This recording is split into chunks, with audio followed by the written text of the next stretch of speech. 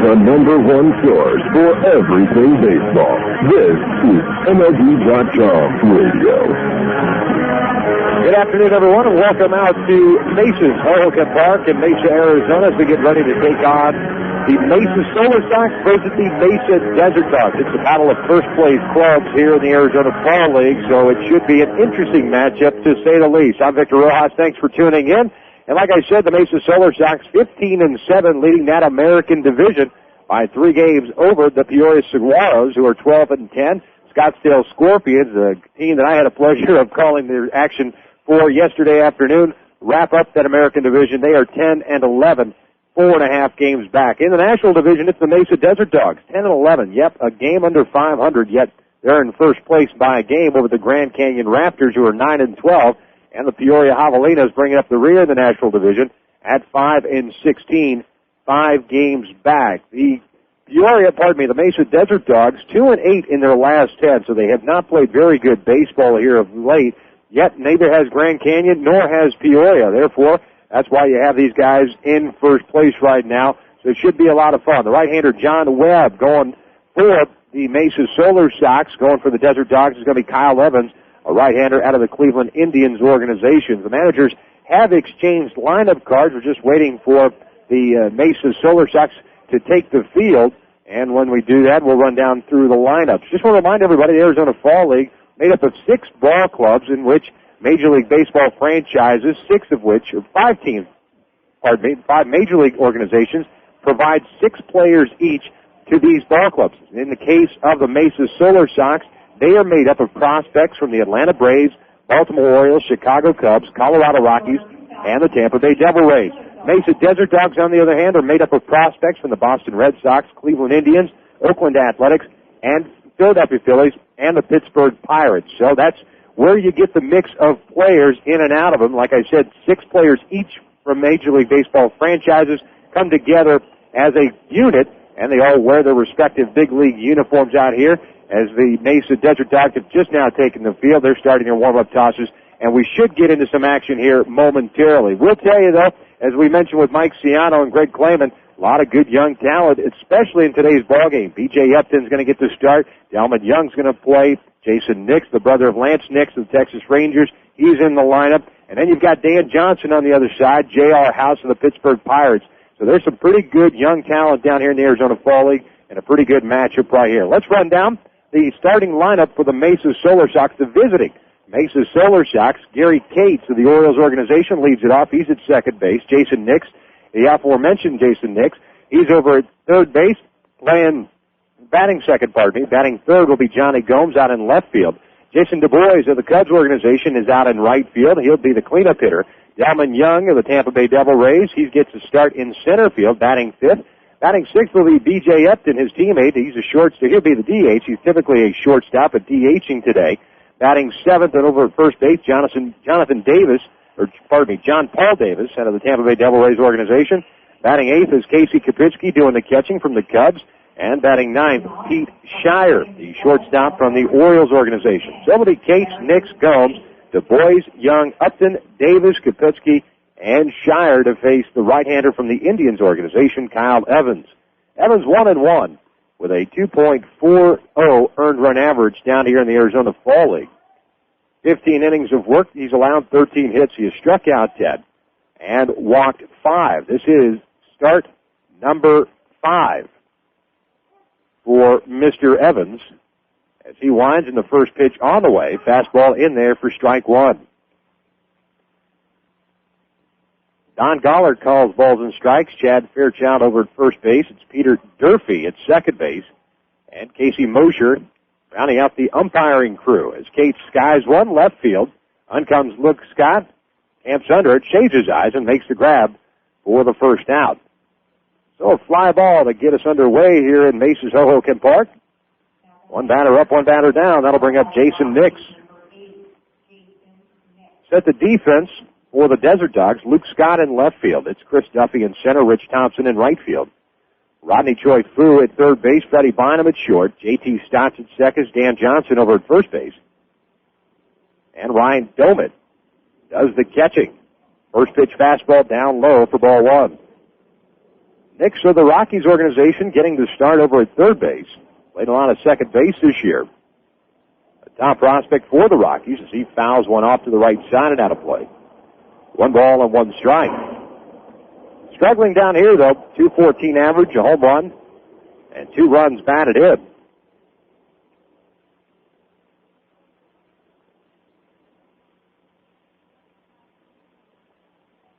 A 1-1 pitch, good breaking ball in there. 1 ball and 2 strikes now. Nick's had 43 doubles this season at Double-A. That was tops in the minors. He had 15 jacks, which is a personal high. That breaking ball missing low. Evens a count, He had 2 balls and 2 strikes. And as I mentioned earlier, the brother of Lance Nix, a 2002 Arizona Fall League alumni, and a rookie with the Texas Rangers this past season. A very good defensive second baseman, as I mentioned, getting the start over at third. He drives one into dead center field. Duffy's going back, still going back. He's going to get this one, though, near the warning track, and he makes the grab for the second out. So Nix gave it a ride to dead center field. And Chris Duffy was able to track it down for the second out, and that'll bring up Johnny Gomes. Gomes getting the start in left field and having a terrific offensive season in the Arizona Fall League.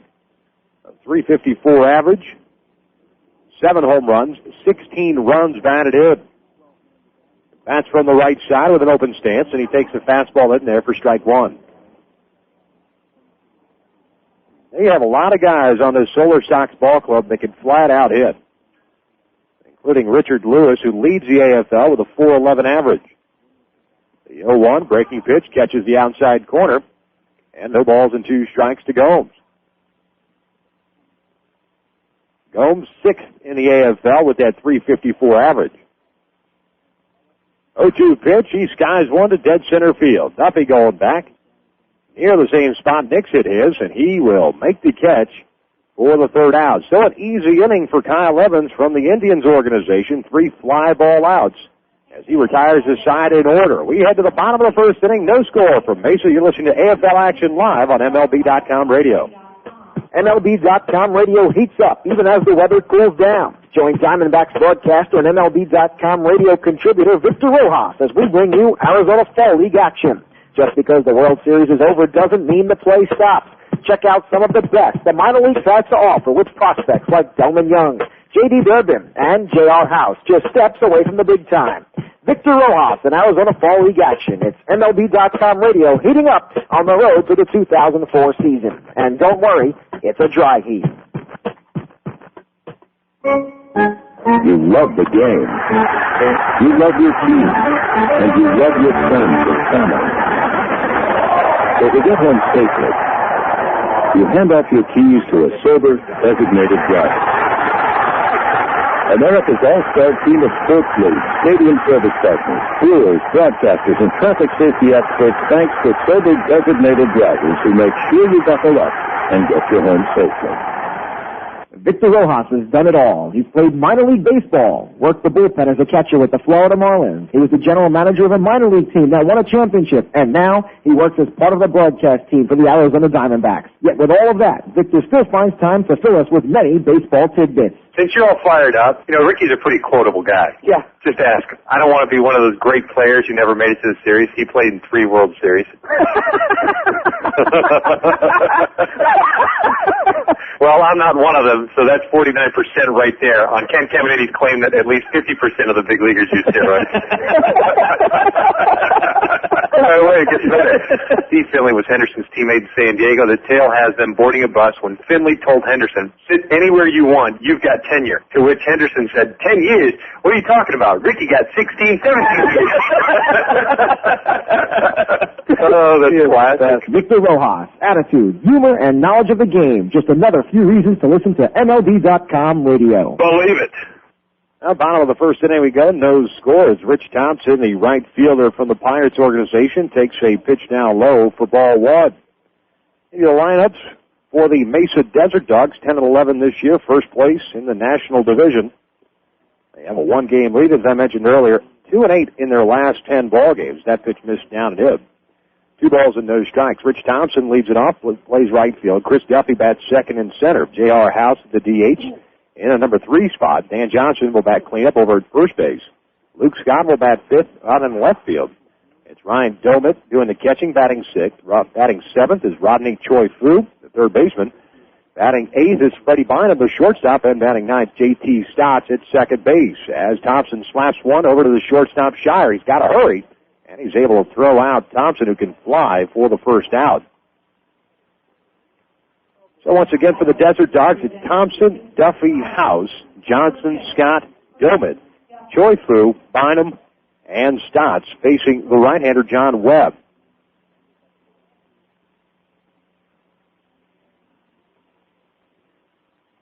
As Chris Duffy, the center fielder, steps in. First pitch fastball in there for strike one.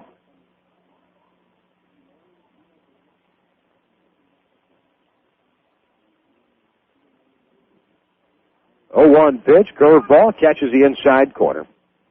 And Duffy quickly in the hole with no balls and 2 strikes. Duffy batting from the left side, a .293 average, no home runs, 9 runs batted in. Big curveball, pull to the right side. Second baseman Gates has got it. Throws on to first in time for out number 2. So 2 ground ball outs to start off the bottom of the first inning. And that'll bring up the designated hitter, J.R. House.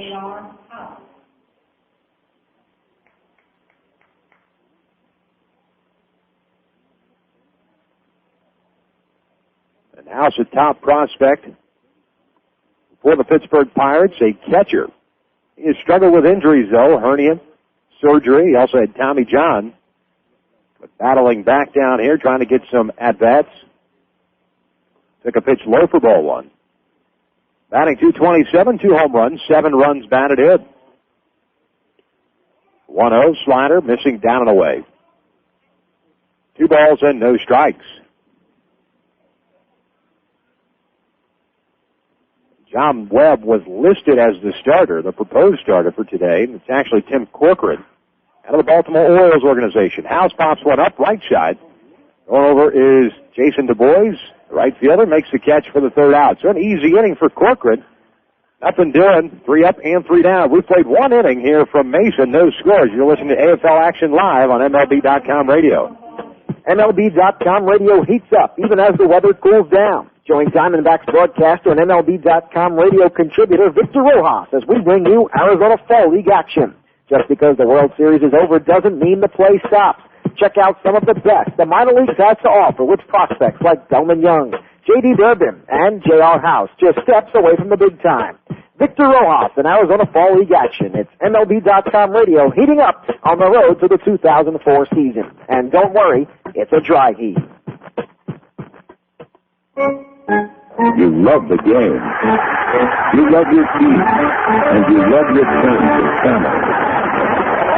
So to get home safely, you hand off your keys to a sober, designated driver.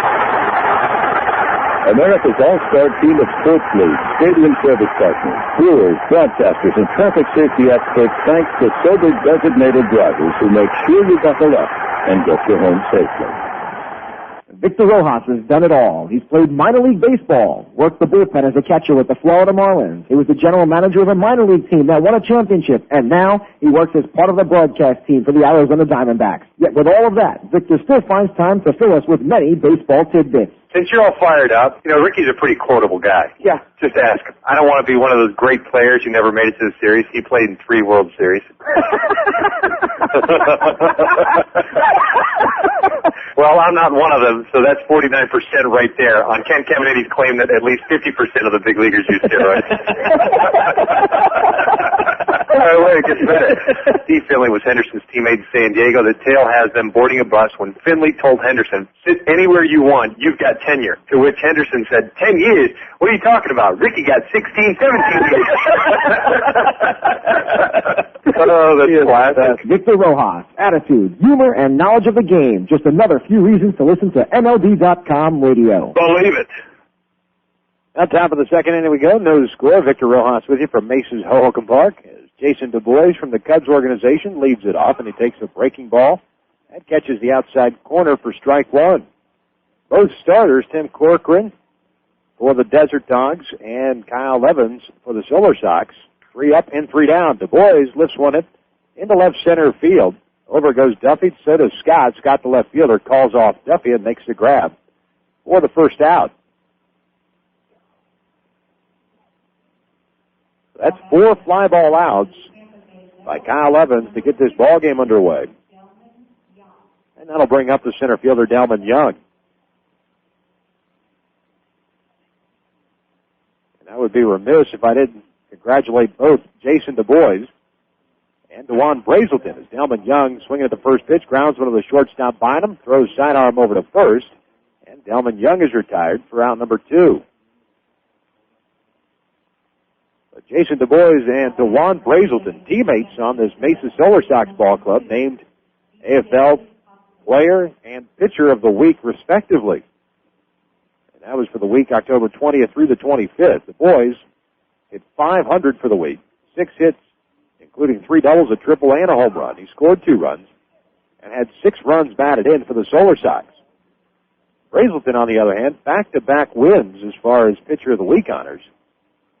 5 innings, no runs, 2 hits, while striking out 5 for the entire week. As B.J. Upton, the shortstop, out of the Tampa Bay Devil Rays organization, actually getting the start as DH today, has a 1-ball, 1-strike count. 1-1 pitch, fastball low. 2 balls and a strike. So once again, congratulations to DeJuan Brazelton, Jason Du Bois, for being named AFL Pitcher and Player of the Week for this past week down here in the Arizona Fall League, as that pitch missed low. And Upton ahead of the count at 3 balls and a strike. We will actually get a chance to talk to DeJuan Brazelton a little bit later on throughout our broadcast, as well as the right-hander Charlie Zink, a knuckleballer out of the Mesa Desert Dogs roster, a prospect out of the Boston Red Sox organization, and a guy who had 2 near no-hitters this past season, including one that went 8 2/3. Payoff pitch on the way. Upton fouls one off to the right side. Now to play. So we'll reset and do it all over again. 2 outs, top of the second inning, nobody on. Upton, a .286 average, no home runs, 1 RBI this year. And struggled early on this year before doing well the rest of the way. Pops one up, right side of the infield. Foul territory. Domit, the catcher, flips the mask away, and he'll make the grab in front of that first base dugout for the 3rd out. So Evans has done a nice job. 6 batters up, 6 batters down. Nothing comes across. No hits on the board. We're still scoreless here from Mesa. We head to the bottom of the second inning. AFL action live on MLB.com radio. Hey, baseball fans. Only MLB.com takes you straight from the ballpark to your computer. So don't miss a second of the action. Check out MLB.com, the only place for live baseball online. Get live games with MLB.tv and game day audio. See live stats with MLB.com's unique game day features. For fans who just can't get enough of the game, MLB.com, the official site for all things baseball, the #1 site for Major League Baseball fans. I was 0 for 11 in the year that we got Johnny Myers, and I'm going to fix my bat up for him. So I'm up there the first time using the bat and pitch it to him high and inside. I got the ball, hit the bat, line drive base hit, and I got 199 after that. Relive your fondest memories of Phil Rizzuto and see his Hall of Fame plaque at the Baseball Hall of Fame in Cooperstown, New York. Visit us on the web at baseballhalloffame.org or call 888-HALL-OF-FAME. What's the deal with Freddie Garcia? Mariner pitching coach Brian Price enlightens us. What really happened with Freddie is his ball started to come up and straighten out up in the zone, and he was giving up a lot of extra base hits and home runs, throwing a lot of breaking balls to try to miss bats and things of that nature. Kind of shortened up his arm circle to get the ball down and added a slider and moved him over on the rubber. Probably the biggest thing is that he did for himself was just became more aggressive. The hottest issues in the game. MLB.com radio. The bottom of the second inning we go. No score as Tim Corcoran concludes his warm-up tosses. He retired the side in order in the first inning. 2 ground ball outs and a fly ball. He'll be facing Dan Johnson, Luke Scott, and Ryan Domit to lead off the bottom of the second inning. Corcoran out of the Baltimore Orioles organization, but originally a 44th round selection back in 1996. for the New York Mets. He was selected by the Orioles in the Rule 5 minor league draft back in 2000. As Dan Johnson takes a pitch on the outside corner for strike one. Johnson, a left-handed power hitter. Big swing, chops one to the right side. Gates, the second baseman's got it, flips on the run and retires Johnson for the first out. Now batting, representing the Cleveland Indians, number 47. And that'll bring up Luke Scott, the left fielder out of the Indians organization. As far as Corcoran is concerned, he split time between A-ball and Double-A this year. Primarily used in relief.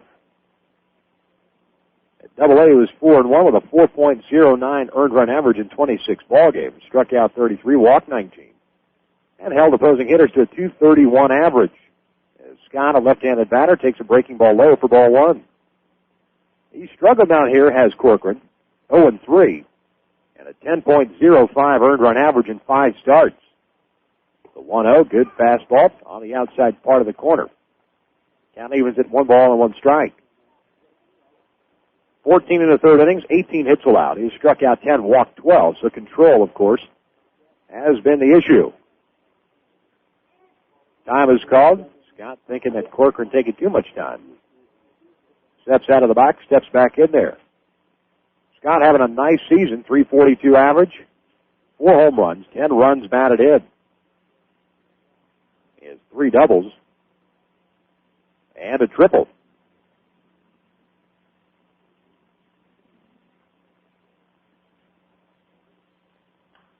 Fouls one off to the left side and out of play. Down evens at 2 balls and 2 strikes. Scott, if he's able to get a couple of knocks in this ballgame, will climb into the top 10 in batting for the Arizona Fall League. The only member of the Desert Dogs is J.T. Stotts, who's 3rd overall with that 365 average. And Scott pops one up towards left field. Gomes coming in, shading his eyes, and he'll make the catch for the second out.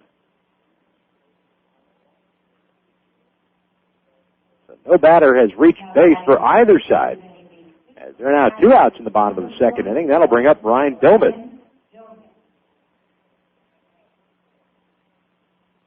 Domit, the catcher out of the Pirates organization, hitting from the left side. He is a switch hitter against the right-hander Corcoran. Swinging at the first pitch, fouls back the fastball. No balls and a strike.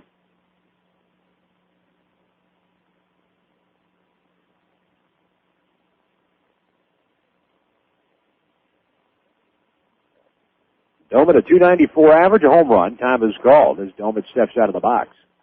So Corcoran making sure he's getting the right shot and agrees with Casey Kopitsky behind the plate.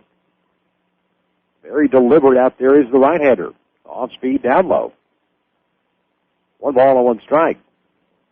Domit does have a home run. 4 runs batted in.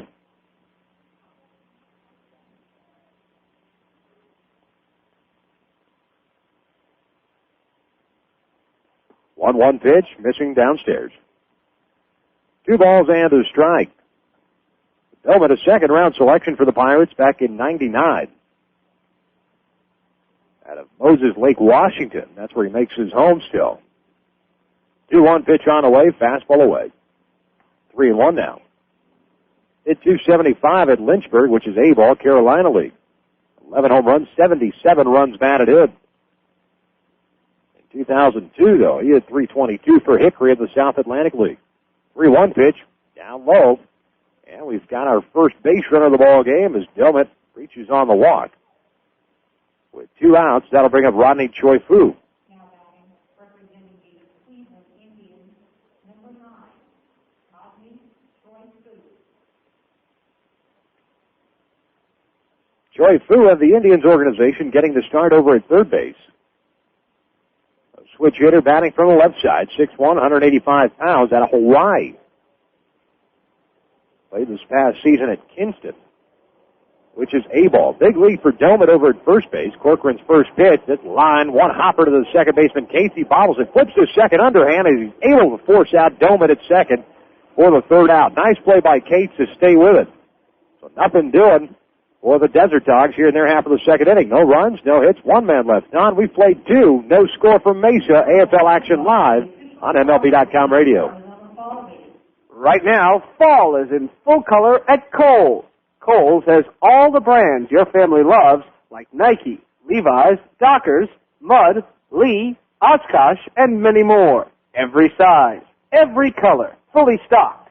And with Kohl's great sale prices, you can bundle up without spending the bundle. Plus, you'll enjoy Kohl's hassle-free returns, stroller carts, easy checkouts, and storefront parking. So come on in and see what's new for fall at Kohl's. Kohl's. Shop happy, leave happy. Hey, Cardinals fans, STLCardinals.com is the official website for Cardinals information. Don't miss a second of the action. STLCardinals.com is the only place for live baseball action on the net with game day audio. Watch video highlights of every game with postgame.tv. Heading to the ballpark? Buy tickets to any game and buy the latest Cardinal gear online at the shop. For diehard Cards fans like you, STLCardinals.com, the number one site for Cardinals fans. Being inducted into the Hall of Fame is the ultimate after you have a successful Major League career. Of course, I took 4 years out for World War II. I joined the Navy 2 days after Pearl Harbor, and I'm very proud to be an American and hope I've been a good one. Relive your fondest memories of Bob Feller and see his Hall of Fame plaque at the Baseball Hall of Fame in Cooperstown, New York. For more information, visit us on the web at baseballhalloffame.org or call 888-HALL-OF-FAME. Bases are loaded. There's the hot top to 11-year-old right fielder Smith. Smith relays the ball to Baker. Baker fires to Ellis. Ellis to Purdy. Purdy to Stern. And Stern can cut off Mascot. Now that's Teamwork. Just one lesson kids learn through the Baseball Tomorrow Fund. A partnership between Major League Baseball and its players that connects kids with baseball and softball programs worldwide. To learn more, visit BaseballTomorrowFund.com. Now, top of the third inning we go. No score from Mesa's Hohokam Park.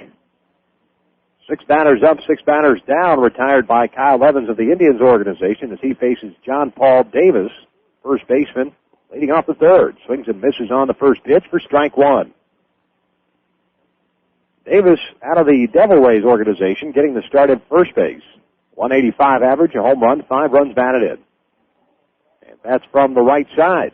Evans, breaking ball, chopped over to the shortstop. Bynum bobbles it, and Davis is going to reach. Freddie Bynum of the A's organization kind of sat back a little bit, let that ball play him. As Davis reaches on the air, first batter to reach for the Solar Sox. And that'll bring up the catcher, Casey Kapitsky.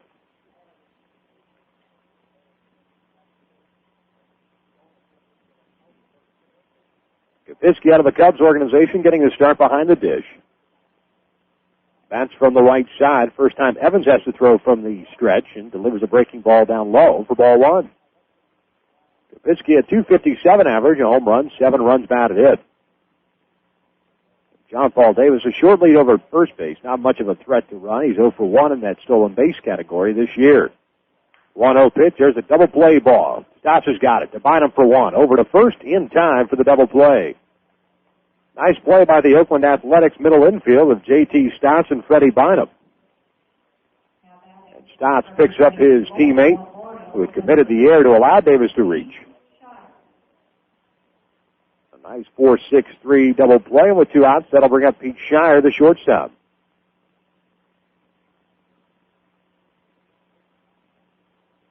Shire out of the Orioles organization, bats from the right side, a 167 average. Takes a breaking ball in there for strike one. No home runs, 4 runs batted in.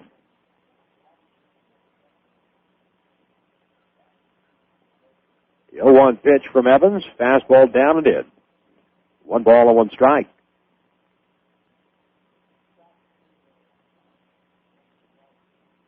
One pitch on the way, breaking ball is fouled back to the screen. 1-2 the count. Evans, as I mentioned, out of the Indians organization. 6th round pick by the Indians back in 2000. Right-hander winds the 0-2, breaking ball, pulled to left side. Bynum, the shortstop's got it, throws across, and in time for the 3rd out. So another easy inning. No runs, no hits, 1 error. No men left on base. We head to the bottom of the third inning. No score from Mesa. You're listening to AFL Action Live on MLB.com radio. This is Andy Pettit of the New York Yankees. It's never easy to stand your ground when facing the best hitters in the game, but with practice, you gain confidence. To teach values that go beyond the diamond, Major League Baseball charities and Boys and Girls Clubs of America have teamed up to bring baseball and softball to kids around the world. Through programs like RBI and Rookie League, boys and girls learn about teamwork, fair play, and respect. Because when kids believe in themselves, amazing things can happen. Get the perfect gift for the baseball fan in your life at MLB Shop on MLB.com. You can purchase jackets, jerseys, caps, and clothes for men, women, and children. Get a snappy new batting practice jersey or a classic replica jersey of your favorite team. You can even customize your jersey. Best of all, it can all be done online. Plus, the MLB Shop has baseball cards, bobblehead dolls, books, videos, and so much more. All purchases are private and secure, and the MLB Shop accepts all major credit cards.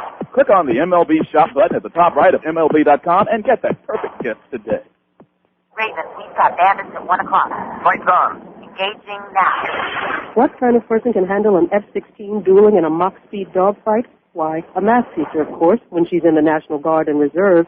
Nearly half of today's military are members of the Guard and Reserve, but they can't do it without their employer support. If you're an employer, visit www.esgr.org and learn how to do your part. After all, their response depends on yours. A public service message from ESGR and the Ad Council.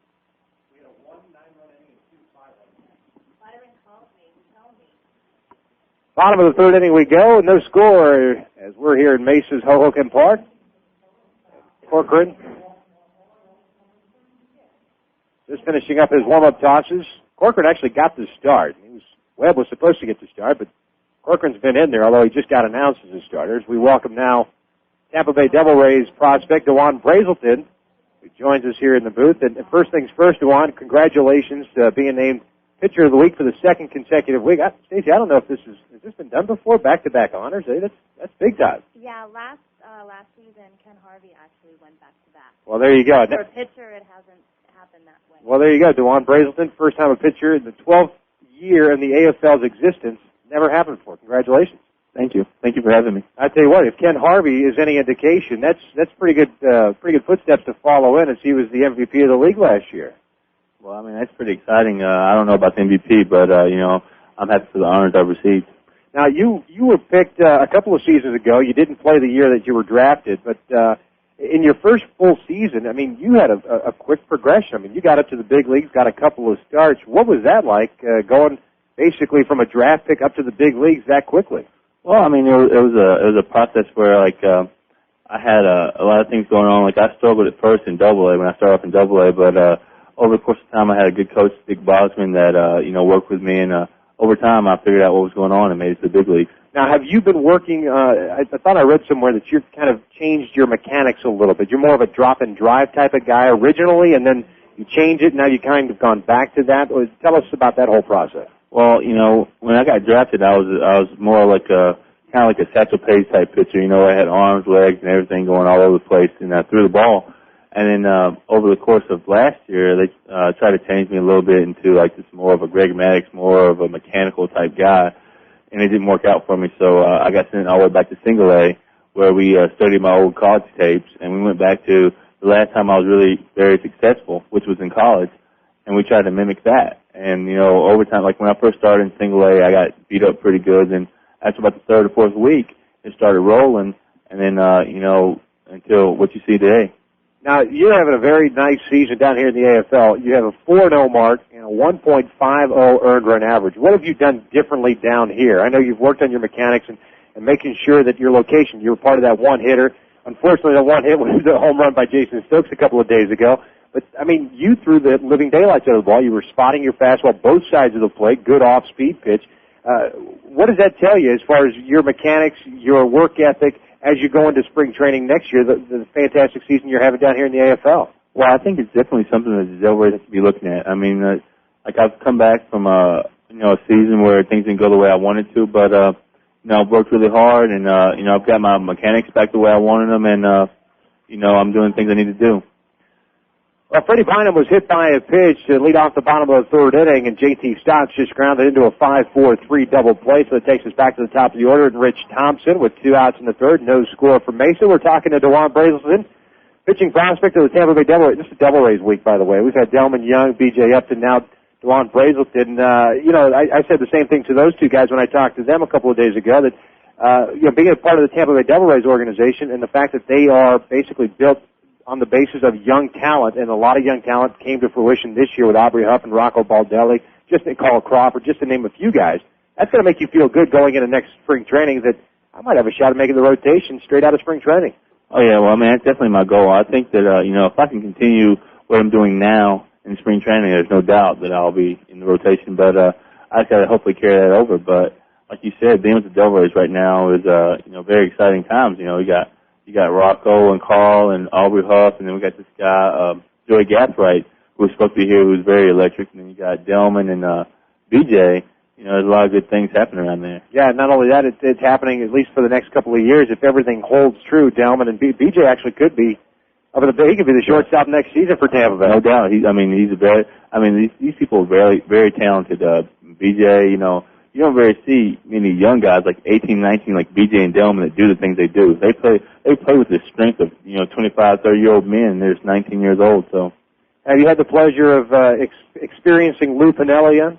Oh yeah, I've experienced Lou Piniella plenty. No comment, right? Oh, I love Lou Piniella. Lou Piniella's a great guy. He's a great coach, and he's very demanding. And I like him more than a coach that would just sit with his arms crossed. He's more in your face, more, hey, let's get it done, and that attitude's wearing off. The Devil Rays wasn't that bad this year, which, we're going to make a lot of exciting things happen here next year and the year after, so. Yeah, I was just going to say, it's probably the best thing that Chuck Lamar did is bring in a guy like a Lou Piniella, not only the name, but the criteria that he brings with him, of course, and the fact that he's demanding of his players. He's not going to sit back and put up with a whole lot of stuff. Yeah, like with our team, we have nothing but young guys. We don't have any veterans we have a couple, but not loaded with veterans. So we need somebody that comes in and is going to teach the young guys how to play, like me including, how to be a professional, how to be here on time, and how to do this and how to do that.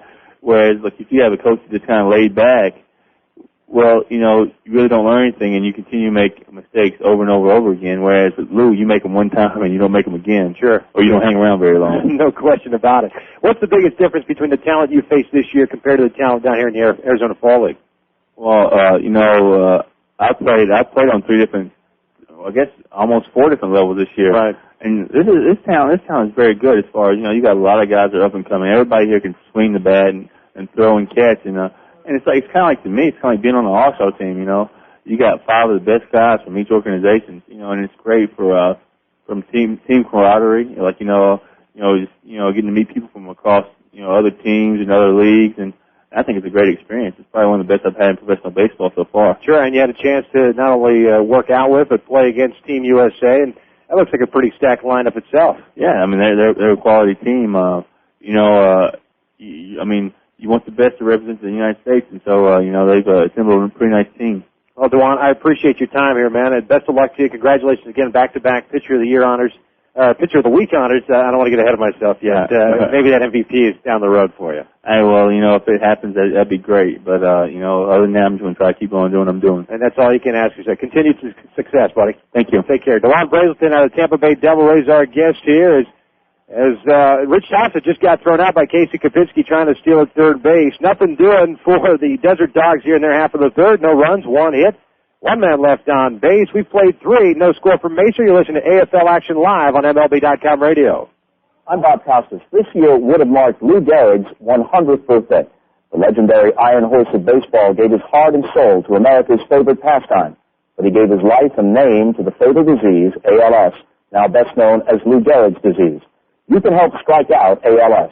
Call the ALS Association at 1-800-782-4747 or log on to alsa.org.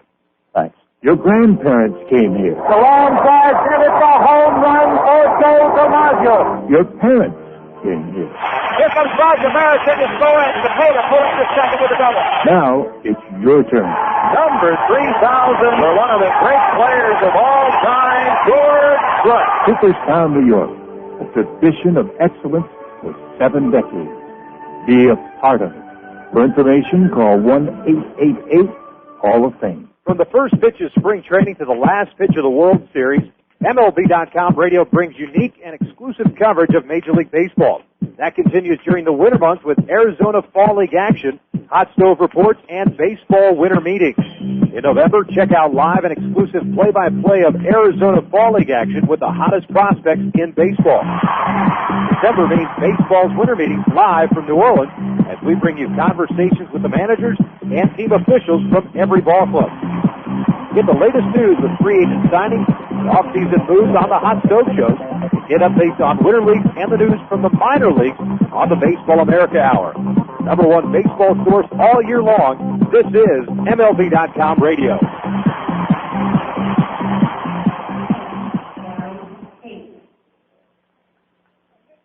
Top of the fourth inning we go. No score from Mesa.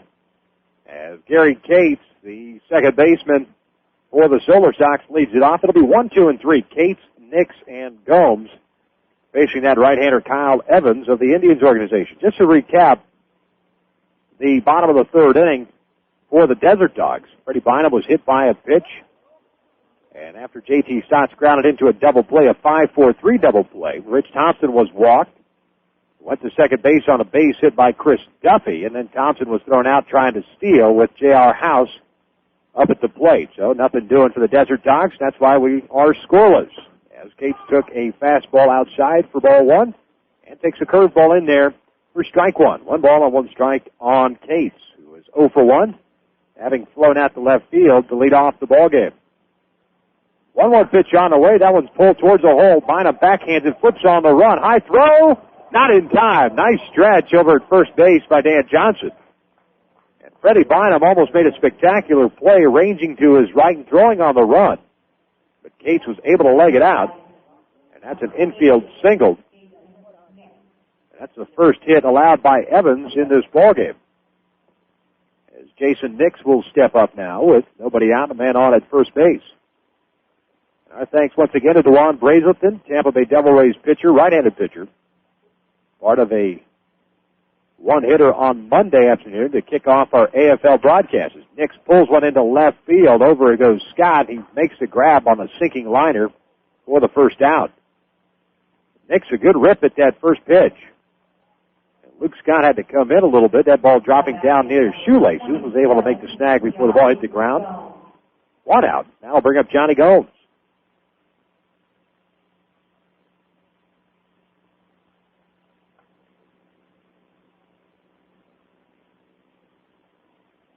Gomes, the league leader in home runs with 7.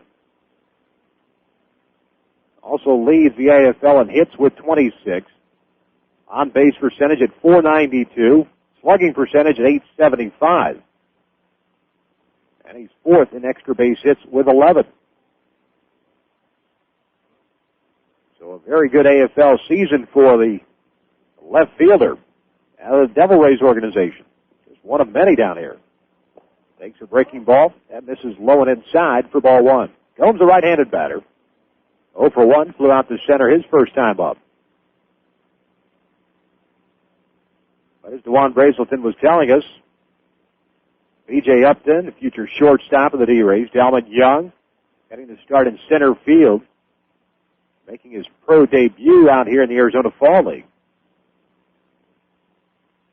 Many think that he's a future corner outfielder at the big league level. Aubrey Huff already arrived. Carl Crawford, Rocco Baldelli. Good young talent. Breaking ball, big swing and a miss by Gomes. Came up empty. Count is evened up at 1 ball and 1 strike. Pass along our best wishes to Ron Sano, Cubs broadcaster. Just had surgery, moved a bladder. His balk is called. Second base umpire, Peter Durfee, called a balk on Kyle Evans. That'll allow Cates to move to second base. So the Solar Sox with a man in scoring position, 1 out here in the 4th inning, no score. Santo, as we were just talking about, had a 6-hour operation to remove his bladder. There were tumors on the bladder, and he's recuperating down here in the desert of Arizona. As Gomes fouls one back to the screen. 1 ball and 2 strikes. So our best, of course, to Mr. Sano, who is beloved in Chicago. Other news around Major League Baseball, Rick Down, as expected, let go by the New York Yankees. He was the hitting coach, second stint as the hitting coach with the Yankees. And one of what should be many changes. Gomes lines one to left. Luke Scott's got a beat on it, makes the grab in left field. Gets the ball back into the infield. Case has to hold at second. And there'll be 2 outs with a man on at second base for Jason DuBois. As you look at the New York Yankees, many have speculated that there are going to be a plethora of changes. Joe Torre apparently will return, although you never know. Mel Stottlemyre thinking about just hanging him up. Don Zimmer's already said he won't coach in New York. Lee Mazzilli may either be given a pink slip or could be headed to Baltimore as he's going to interview for that Orioles managerial opening. And then you've got the whole roster situation that needs to shake out with the retirement of Roger Clemens, free agency of Andy Pettit, and what do you do with David Wells? Fly ball by DuBois to left field. Scott, a busy man here, makes the grab as he gets all 3 putouts, all 3 fly balls. So leadoff single is stranded for the Desert Dogs, or party for the Solar Sox. No runs, 1 hit, 1 man left on base. Here to the bottom of the 4th. No score. You're listening to AFL Action Live on MLB.com radio. I'm Derek Peter. When I was growing up, my parents and I would go to the schoolyard every weekend and play ball. They teach me how if I practiced and didn't give up, my swing could get better. And if I got in front of the ball and wasn't afraid, I could stop it. But there weren't any shortcuts to becoming a better player. But if I believed in myself, I could do it. Funny, all that time, I thought they were teaching me how to play baseball. Helping your kids find a dream can help keep them off drugs. This message brought to you by Partnership for Drug-Free America. Visit us at drugfreeamerica.org. Avoid going into spring training wondering where the free agents have landed and what your team looks like heading into the 2004 season. Let MLB.com radio keep you informed with our Hot Stove Report. Mainstays Seth Everett, Willie Sample, and Jonathan Mayo bring you the most up-to-date information while they chat with general managers, scouts, and those inside. Just because the World Series is over doesn't mean we stop thinking baseball. The Hot Stove Report, found only at MLB.com radio. Hi, this is Tommy Lacerda. I want to take this opportunity to congratulate my good friend, Ben Platt, for the great interviews he does on MLB.com radio. Well, thank you, Tommy. You know, I try to interview everyone in baseball, from Hall of Famers like you to the new stars just coming on the scene, every morning on the Baseball Breakfast with Billy Sample and Jonathan Mayo, and afternoons on deck with Seth Everett and Victor Rojas. Hey, Ben, one thing I don't get is, what's this Benny P stuff? Tommy, it's just a radio nickname they gave me back in the station. Benny P this, Benny P that. You weren't Benny P 10 years ago when you started out covering the Dodgers. I'm one of the few guys that knew you when you were poor. Man, I thought you were going to soil yourself every time you did an interview with me. Man, last year you accused me of starting the Kingman interview, now this. The Benny P interviews, exclusively on MLB.com radio. Benny P, what a joke. Now J.R. House will lead it off here in the bottom of the 4th inning. No score from Mesa. Took 2 pitches on the inside part of the plate. And is ahead of the count at 2 balls and no strikes. House was up in the bottom of the 3rd inning when Rich Thompson was thrown out trying to steal third base as he fouls one back to the right side out of play. 2-1 the count. House out of the Pirates organization, 0 for 1. Flew out to right field his first time up. Kapitsky, the catcher, sets up outside, and Corcoran delivers a fastball in. 3-1 now.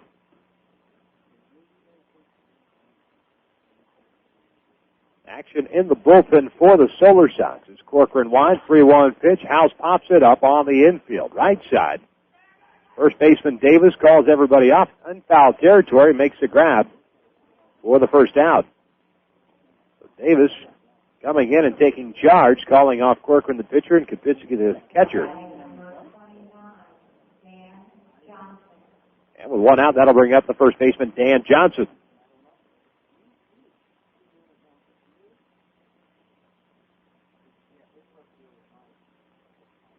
I mentioned, a power hitter. Lines one into right field. Back goes Du Bois. Going back. That ball's going to one-hop over the fence and off the light standard out there for a leadoff double. Ground rule double by Dan Johnson. His 10th of the Arizona Fall League. Gives the Desert Dogs a scoring opportunity. Second time they've had someone in scoring position in consecutive innings. And that'll bring up the left fielder, Luke Scott. Dan Johnson, we haven't had a chance to talk about him a little bit. Led the Texas League in home runs with 27 and RBIs with 114 this year. And Baseball America named the Oakland prospect as the Texas League's top power prospect. He's on board at second base as Luke Scott awaits Corcoran's pitch. He comes set. Big curveball in the dirt. Nice play by Kapiski to keep that ball in front of him. Ball one. On Luke Scott, the left fielder.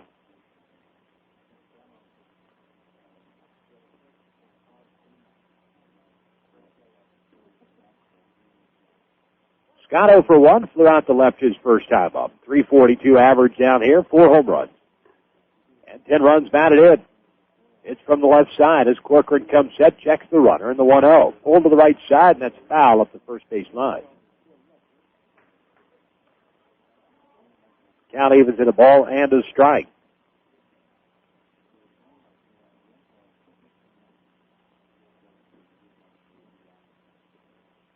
Well, it appears that Paul Molitor is going to interview for the Seattle Mariners hitting coach job.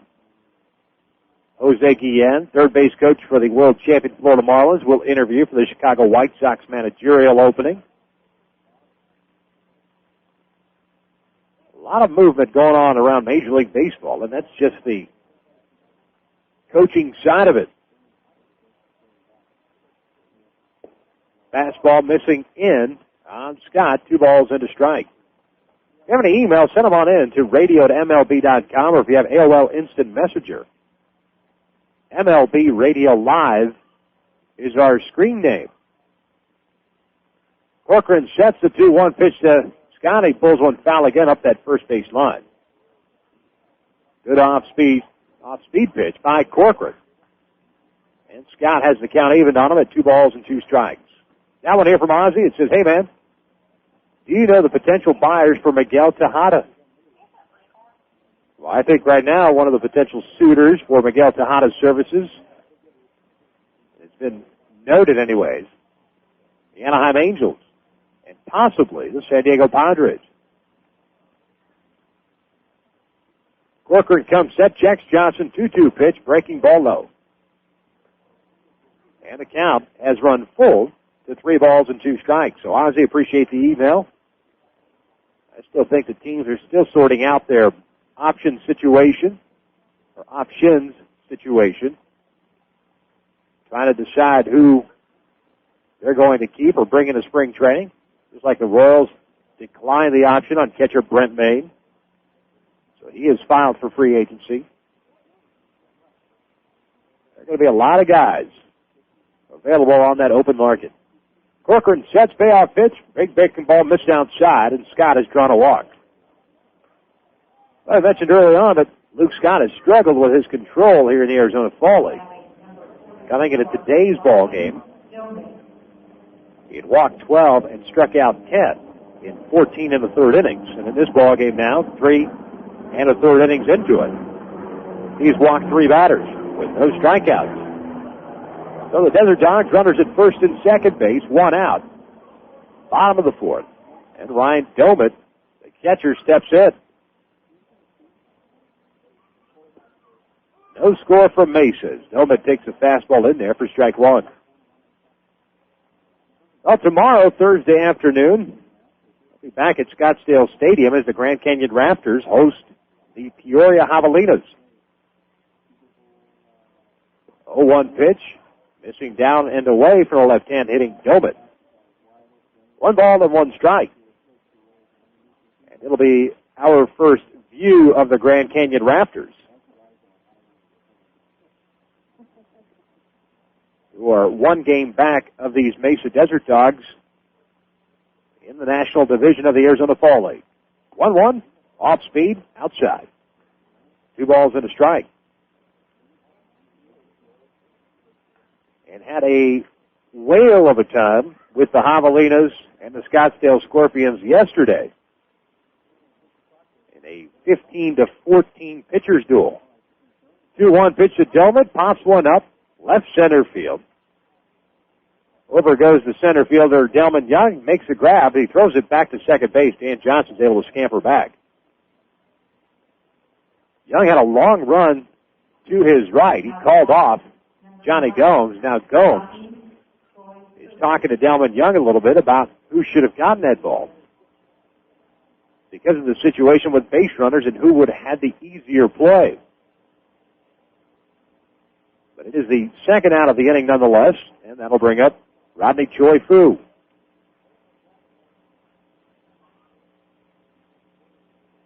Fu 0 for 1, grounded to a fielder's choice his first time up. The Desert Dogs still with runners at first and second base.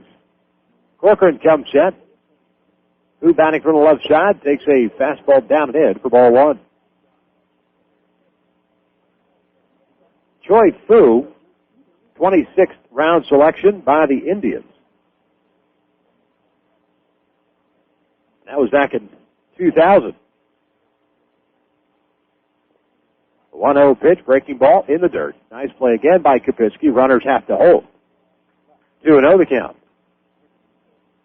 But Choi Fu this past season, his best power numbers anyways, he had a .257 average at A-Ball Kinston, Carolina League. 11 home runs, 65 runs batted in. But he slugged just .378. 2-0 pitch is in there, catches the corner. 2 balls and 1 strike.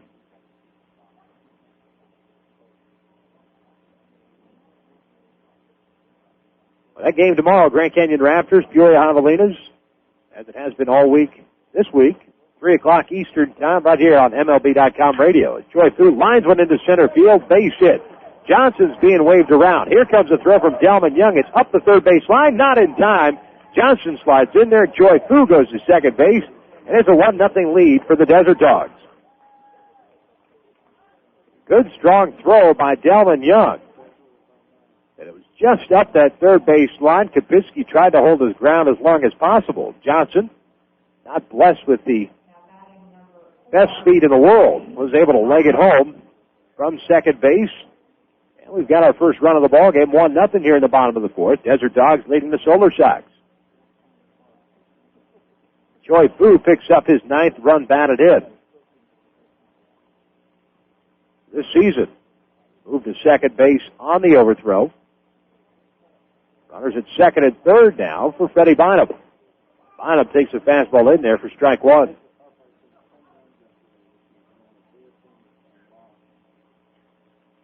Bynum, no official at-bat, was hit by a pitch in his first at-bat.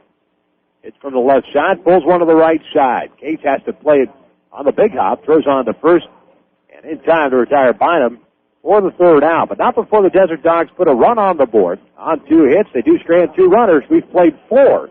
Desert Dogs lead at 1-0. AFL action live on MLB.com radio. Hey, baseball fans. Only MLB.com takes you straight from the ballpark to your computer. So don't miss a second of the action. Check out MLB.com, the only place for live baseball online. Get live games with MLB.tv and game day audio. See live stats with MLB.com's unique game day feature. For fans who just can't get enough of the game, MLB.com, the official site for all things baseball. The #1 site for Major League Baseball fans. I was 0 for 11 in the year that we got Johnny Mines. And I'm going to fix my bat up for him. So I went there the first time using the bat and pitch it to him high and inside. I got the ball, hit the bat, line drive base hit. And I got 199 after that. Relive your fondest memories of Phil Rizzuto and see his Hall of Fame plaque at the Baseball Hall of Fame in Cooperstown, New York. Visit us on the web at baseballhalloffame.org or call 888-HALL-OF-FAME. What's the deal with Freddie Garcia? Mariner pitching coach Brian Price enlightens us. What really happened with Freddie is his ball started to come up and straighten out up in the zone, and he was giving up a lot of extra base hits and home runs, throwing a lot of breaking balls to try to miss bats and things of that nature. Kind of shortened up his arm circle to get the ball down and added a slider and moved him over on the rubber. Probably the biggest thing is that he did for himself was just became more aggressive. The hottest issues in the game, MLB.com radio. Top of the fifth inning we go. Desert Dogs leading the Solar Sox in the battle of Mesa's ball clubs here at Mesa's Hohokam Park. Victor Rojas with you.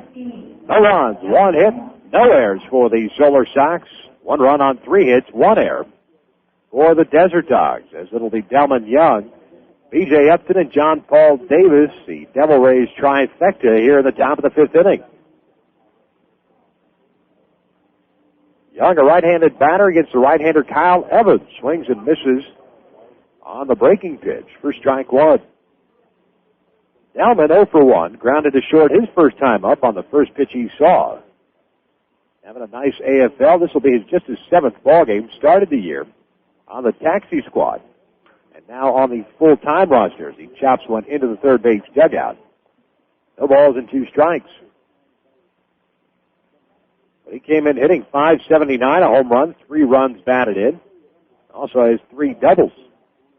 Short, compact swing. 0-2, high fastball, fouls it back, and that'll find its way to the seats. Count remains 0-2. And Delman, of course, the first overall pick by the Tampa Bay Devil Rays this past season. Signed a 5-year big league contract. Big curveball catches the inside corner. Young goes down looking. Couldn't pull the trigger on it, had him locked up. And that is the first strikeout of the ball game for either side. And that'll bring up B.J. Upton.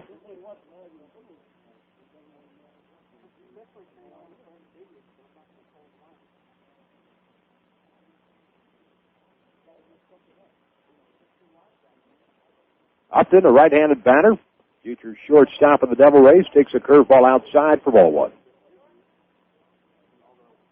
B.J. 0 for 1. He popped out to the catcher, Delman, back in the second inning. 1-0 pitch. Now one's looped into right center field. Thompson going over to his right, still drifting, and he'll make the grab for the second out.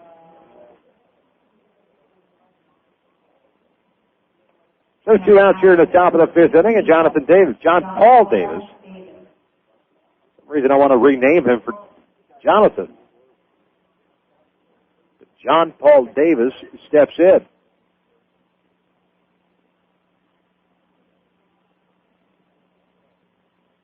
And Davis, a right-handed batter, takes a fastball right down the pipe for strike one. Davis reached down an error, so he's 0 for 1. That error by Freddie Bynum, the shortstop. Fastball, good swing, fouled it back to the screen. No balls and 2 strikes. Now, they do have a Hall of Fame here in the Arizona Fall League, and they continue their tradition of honoring former players and managers by inducting them into the Arizona Fall League Hall of Fame. This year's inductees are Sean Green, who played for the Scottsdale Scorpions. Davis fouls one back to the screen. Count remains no balls and 2 strikes.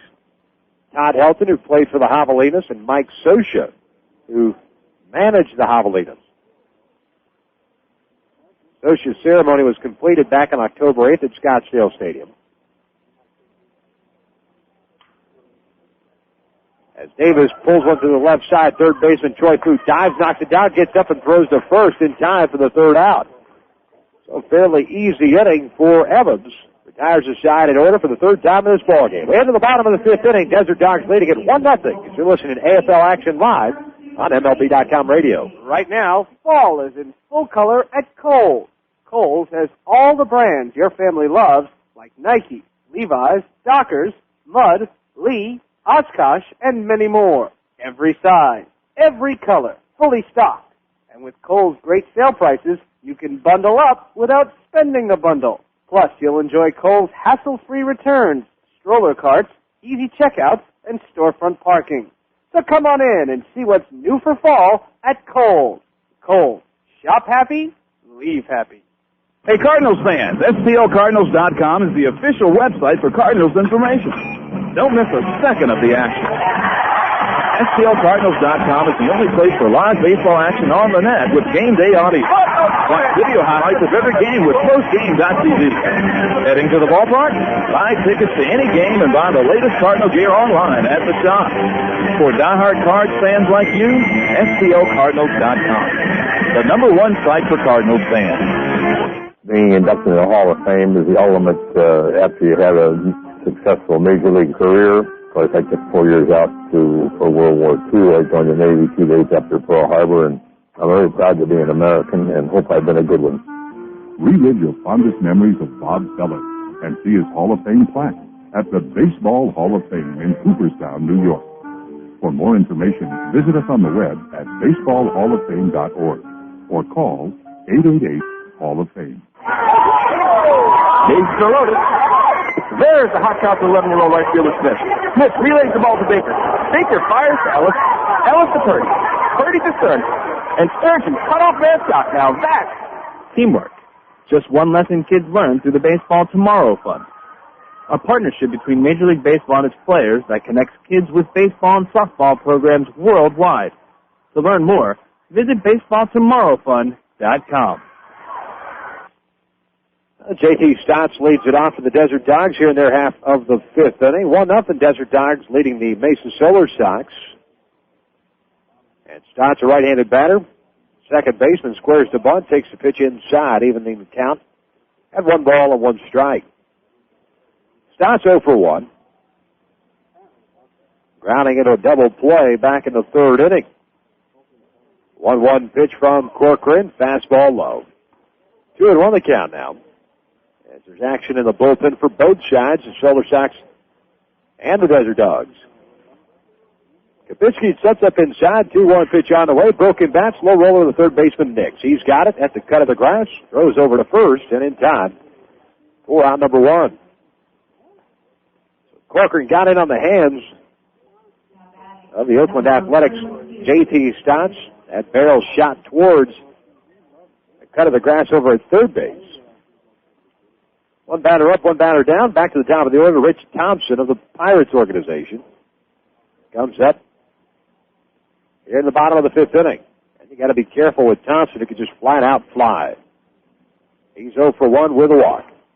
And he takes a fastball on the outside part of the plate for strike 1. Thompson, a left-handed batter, 344 average coming into this ballgame. Takes a breaking ball downstairs.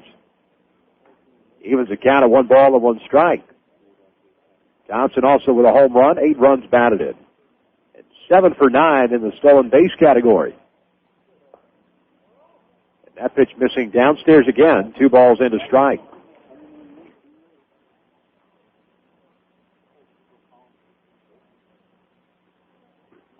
Nix in on the grass at third base as that pitch bounces in the dirt. Thompson ahead of the count at 3-1 now.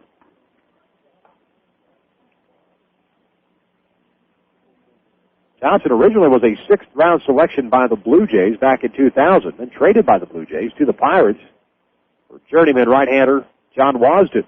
What a pickup for the Pirates as Thompson takes a fastball away for ball 4. Second walk issued, or received, I should say, by Thompson. That's the 4th walk issued by Corcoran. As Chris Duffy will step in now with 1 out, men on at first. Thompson has spent time at Double-A and Triple-A this past season. I mentioned he can fly. He's got 165 stolen bases in his minor league career, going back to 2000. Corcoran steps off, looks over. Thompson not going anywhere. He's been caught stealing already once, trying to steal third base. Nix even with the bag at third base. Corcoran will come set. First pitch to Duffy, squares the bunt, but he bunts it foul up the third base side for strike 1. Duffy 1 for 2. He's grounded out to second. He's also singled. That base hit coming in the third inning. Just 1 of 3 knocks for the Desert Dogs as they lead at 1-0. And we're at the bottom of the 5th inning. Throw over by Corcoran. Thompson dives back safely. Duffy, a local here in Arizona, went to Arizona State University out of Glendale. 8th round pick by the Pirates in 2001. Corcoran steps out. Thompson doesn't even move.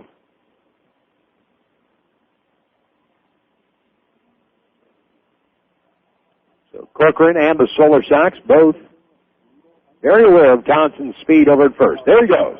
It's skied up, shallow left field. On comes Gove, still coming on towards the foul line. He'll make the catch. Thompson will head back over to first base. So the run and hit was on, and Duffy got a pitch upstairs. Trying to get on top of it, put it down on the ground, unable to do so. Flies out to left for the second out. And with 2 outs, a man on at first base, it'll be up to J.R. House to bring him home.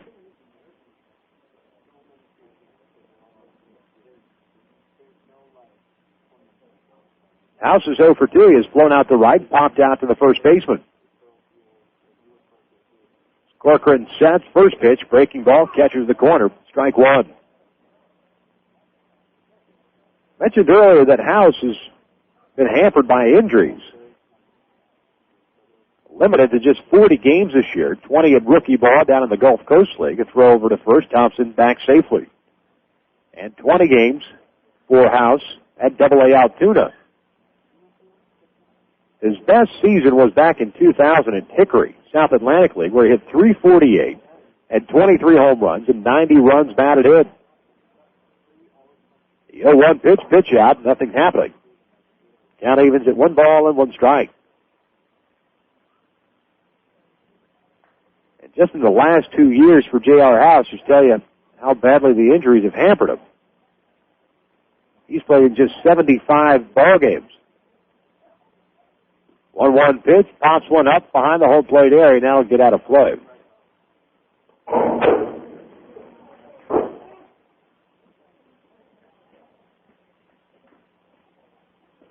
One and 2 the count here on J.R. House.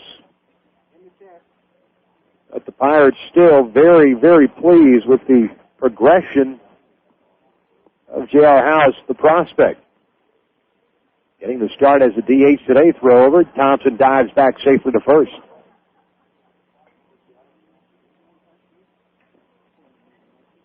And Kyle Evans of the Indians may be done in 5 innings, allowing just 1 hit. There was action in the bullpen, so we'll just have to wait to see what happens at the top of the 6th inning. 1-2 pitch to House. He pulls this breaking ball deep to left field. Gomes is going back, looks up, off the top of the fence and over the fence for a 2-run shot. He got a hanging breaking ball from Team Corcoran, who's very angry with himself. And House pounded it just off the top of the fence there. His 3rd home run, 2 RBIs. Gives the Desert Dogs a 3-0 lead.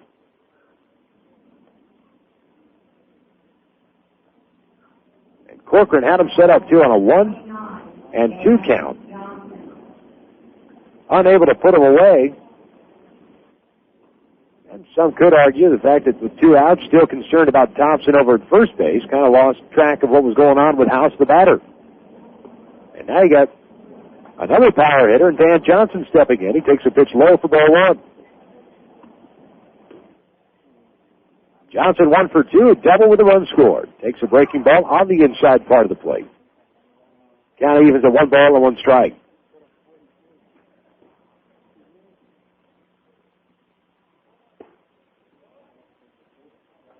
Corcoran trying to come inside with a fastball, missed in off the plate. 2-1 now.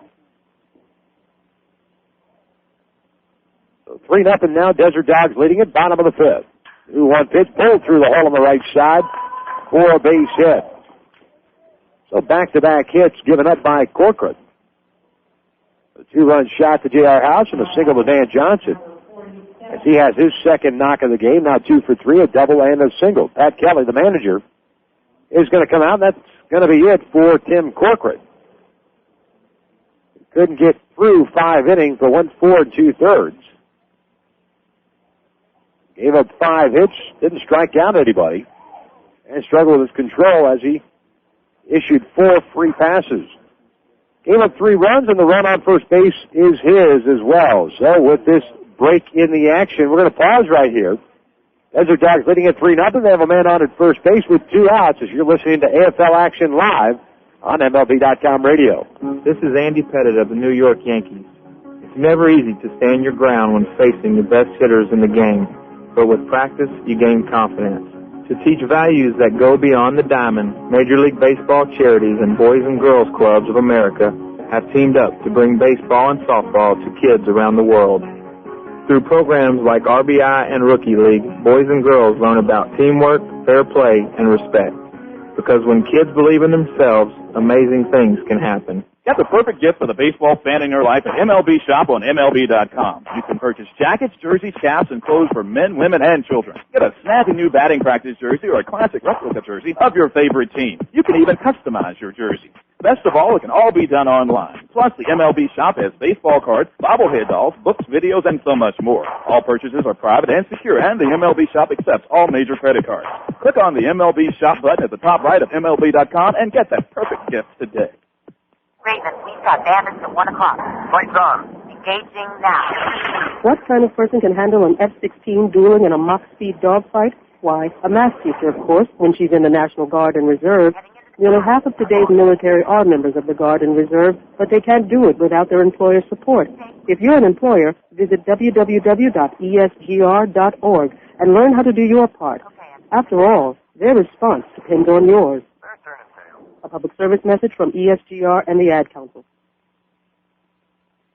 MLB.com radio heats up even as the weather cools down. Join Diamondbacks broadcaster and MLB.com radio contributor Victor Rojas as we bring you Arizona Fall League action. Just because the World Series is over doesn't mean the play stops. Check out some of the best the minor leagues has to offer with prospects like Delman Young, J.D. Durbin, and J.R. House, just steps away from the big time. Victor Rojas in Arizona Fall League action. It's MLB.com radio heating up on the road to the 2004 season. And don't worry, it's a dry heat.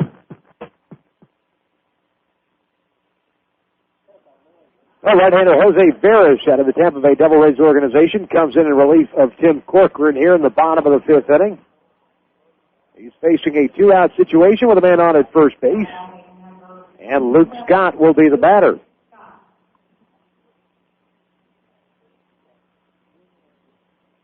Veras out of Santo Domingo, Dominican Republic, 6'5", 230-pounder. Non-drafted free agent, signed back in 1998. Split time between AA Orlando and AAA Durham.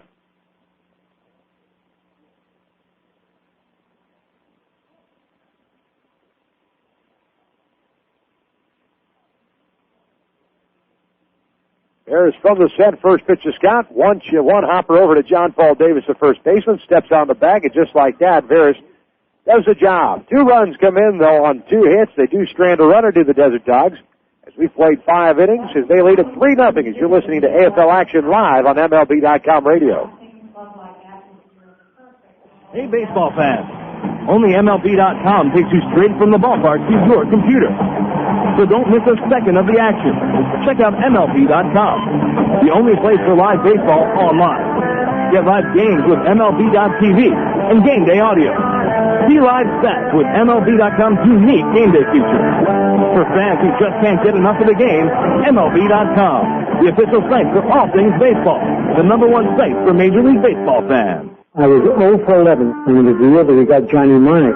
And I'm going to fix my bat up for him.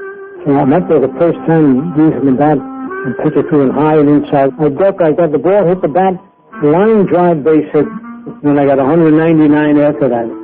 Relive your fondest memories of Phil Rizzuto and see his Hall of Fame plaque at the Baseball Hall of Fame in Cooperstown, New York. Visit us on the web at baseballhalloffame.org or call 888-HALL-OF-FAME. What's the deal with Freddie Garcia? Mariner pitching coach Brian Price enlightens us. What really happened with Freddie is his ball started to come up and straighten out up in the zone, and he was giving up a lot of extra base hits and home runs, throwing a lot of breaking balls to try to miss bats and things of that nature. Kind of shortened up his arm circle to get the ball down and added a slider and moved him over on the rubber. Probably the biggest thing is that he did for himself was just became more aggressive. The hottest issues in the game. MLB.com radio.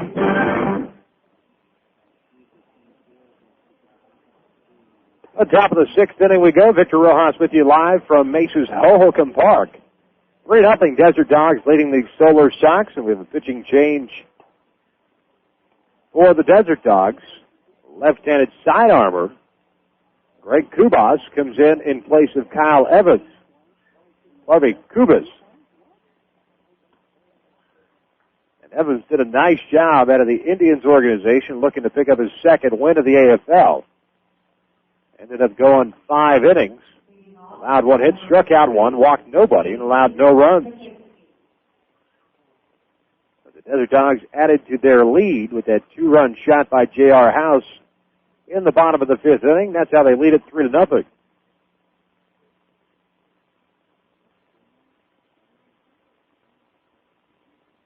As Casey Kapitsky, the catcher, will lead it off for the Solar Sox here in their half of the 6th inning. Kapitsky 0 for 1, grounded into a double play his first time up, and takes a fastball away for ball 1. Kubas, a left-hander out of the Phillies organization, almost submarine style, a la former Diamondback Mike Myers. 1-1 pitch, and that one slapped right to the first baseman Dan Johnson for the first out. Kapitsky reached out for it, but lined it right to Dan Johnson. And just like that, there's one out for Pete Shire, the shortstop.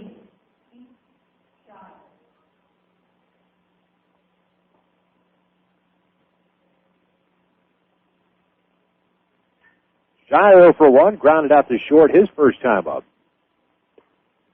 And takes a fastball in there for strike 1.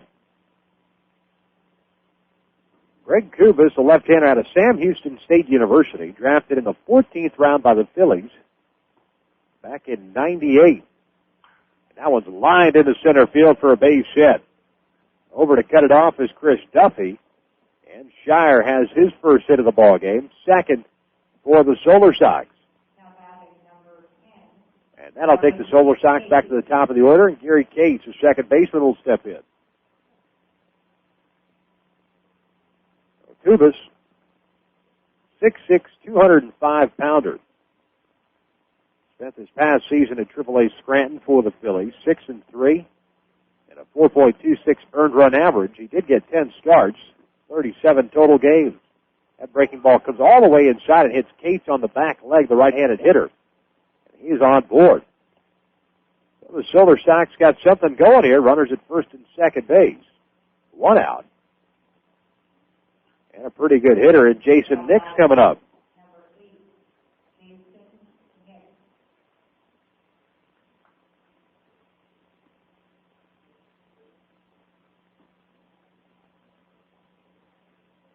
Nix 0 for 1. He's 0 for 2. He's flown out to center and to left field. Kubas' first pitch is a fastball on the outside corner for strike 1. Nick's a Rockies farmhand, second baseman by trade, getting the start over at third today. Good speed on the base pads for the Solar Sox. The 0-1, fastball in there again. No balls and 2 strikes, so Kubas quickly ahead of Jason Nix.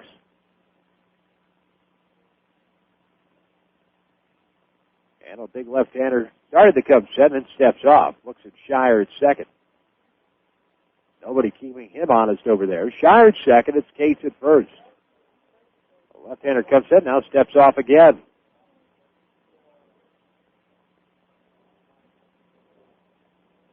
Nolan gives the sign, sets up inside the 0-2 pitch, fastball away.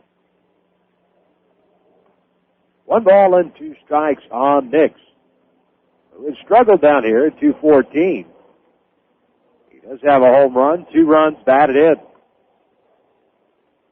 Johnny Gomes awaits on deck. Nix fouls one off to the right side and out of play.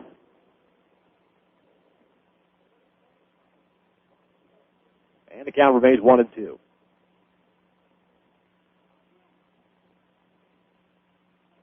Three nothing, top of the 6th inning.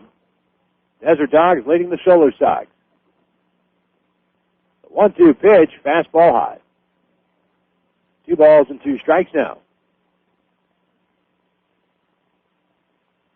Solar Sox trying to pick up their 16th win of the season on the short end here today. 2-2. That one swung on it, missed.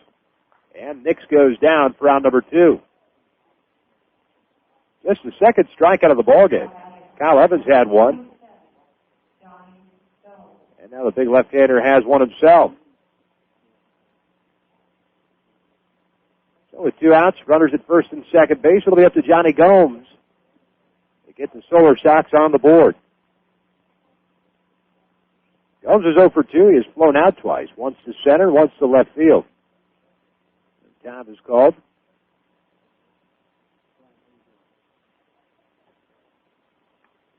First pitch from the left-hander to Gomes, down low for ball 1. Gomes came in hitting, as I mentioned earlier, .354, 7 home runs, 16 runs batted in.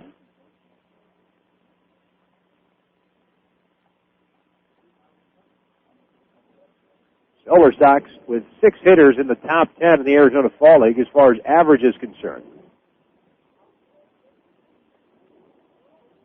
That pitch missed outside, 2 balls and no strikes. The same goes in the power category. Gomes leading it with 7. Du Bois, who's on deck, has 5. He's second in the AFL. Luke Scott of the Desert Dogs, Pete LaForce, who's no longer with the Solar Sox, and Kelly Johnson, all tied for third with 4s. That pitch missed down and away. And Kubas has struggled here, 3 balls and no strikes. And the reigning AFL Player of the Week awaiting on deck. Left-hander comes set, 3-0 pitch is in there. 3 balls and 1 strike now.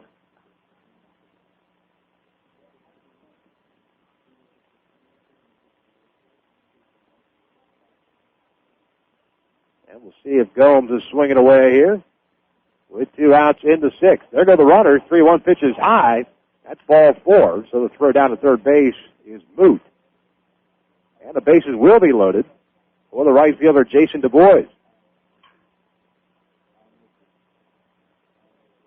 And that's the first walk issued by a Desert Dogs pitcher this afternoon.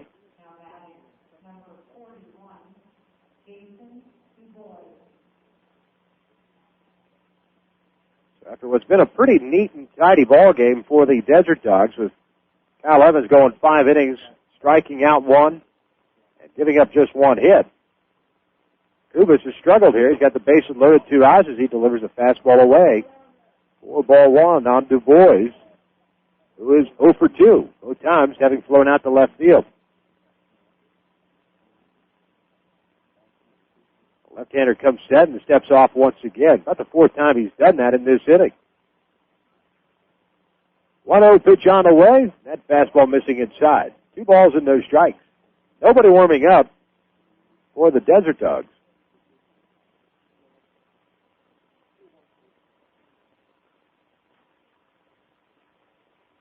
Defense pretty much straight away. 2-0, popped him up right side of the infield. Second baseman Stotts going out. Right fielder Thompson coming in. It's going to be the Thompson making the grab for the 3rd out. So Kubas makes it interesting. Loads the bases, but gets out of it. No runs. 1 hit, 3 men left on base. We head to the bottom of the 6th inning. It's 3-0 Desert Dogs. You're listening to AFL Action Live on MLB.com radio. Hey, baseball fans. Only MLB.com takes you straight from the ballpark to your computer. So don't miss a second of the action. Check out MLB.com, the only place for live baseball online. Get live games with MLB.tv and game day audio. See live stats with MLB.com's unique game day feature. For fans who just can't get enough of the game, MLB.com, the official site for all things baseball. The #1 site for Major League Baseball fans. I was 0 for 11 when it was the year that we got Johnny Myers. And I'm going to fix my bat up for him. So I went there the first time using the bat and pitch it to him high and inside. I got the ball, hit the bat, line drive, base hit, and I got 199 after that. Relive your fondest memories of Phil Rizzuto and see his Hall of Fame plaque at the Baseball Hall of Fame in Cooperstown, New York. Visit us on the web at baseballhalloffame.org or call 888-HALL-OF-FAME. What's the deal with Freddie Garcia? Mariner pitching coach Brian Price enlightens us. What really happened with Freddie is his ball started to come up and straighten out up in the zone, and he was giving up a lot of extra base hits and home runs. throwing a lot of breaking balls to try to miss bats and things of that nature. Kind of shortened up his arm circle to get the ball down and added a slider and moved him over on the rubber. Probably the biggest thing that he did for himself was just became more aggressive. The hottest issues in the game, MLB.com radio. Try to be more like Wakefield, convert completely. Nice. I gave it a try. Well, welcome back out to Mesa's Hohokam Park as the Desert Dogs leading it 3-0. As we're joined in the booth now by Charlie Zink, and Charlie out of the Boston Red Sox organization. Thanks for joining us. Are you having fun down here in the Arizona Fall League? I mean, this is not a bad place to spend your winter. No, it's been fun. It's a tough climate for me to pitch in though, with the thin air and it's not too windy out here most of the days I throw. So sure, knuckleball pitcher that you are, of course, and we were just talking about it off the air. You may or may not have heard us. Coming back from a break, but it's one of those things that I guess you were just experimenting. You were as you said it, quote unquote, a normal pitcher, a fastball, curveball, changeup guy until you were experimenting with that knuckleball. yes, just got lucky one day. And you've had some pretty good success with it. As the Ryan Domit pulls one into that right field corner leadoff double, he's going to try to stretch it for 3. Here comes the throw from Case of third, not in time. Nick's unable to get the short hop. And Domit, the catcher, pretty much ran out of gas as he got to second base, but he's able to leg it out. A leadoff triple for the catcher, who's probably going to need an oxygen tank. That's his first 3-bagger down here in the AFL.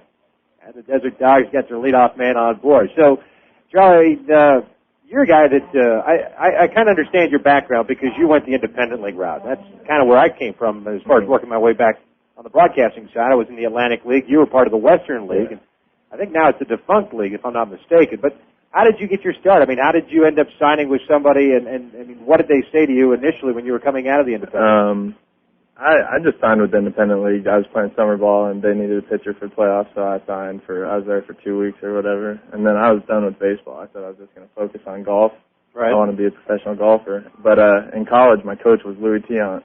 Okay. So when he came over to the Red Sox, I got a call asking to come try out, and I hadn't picked up a ball in a year. You were in Savannah? Yes. Louis and I are good. Family friend of ours. Yeah. Nice. At an art and design school. Sure.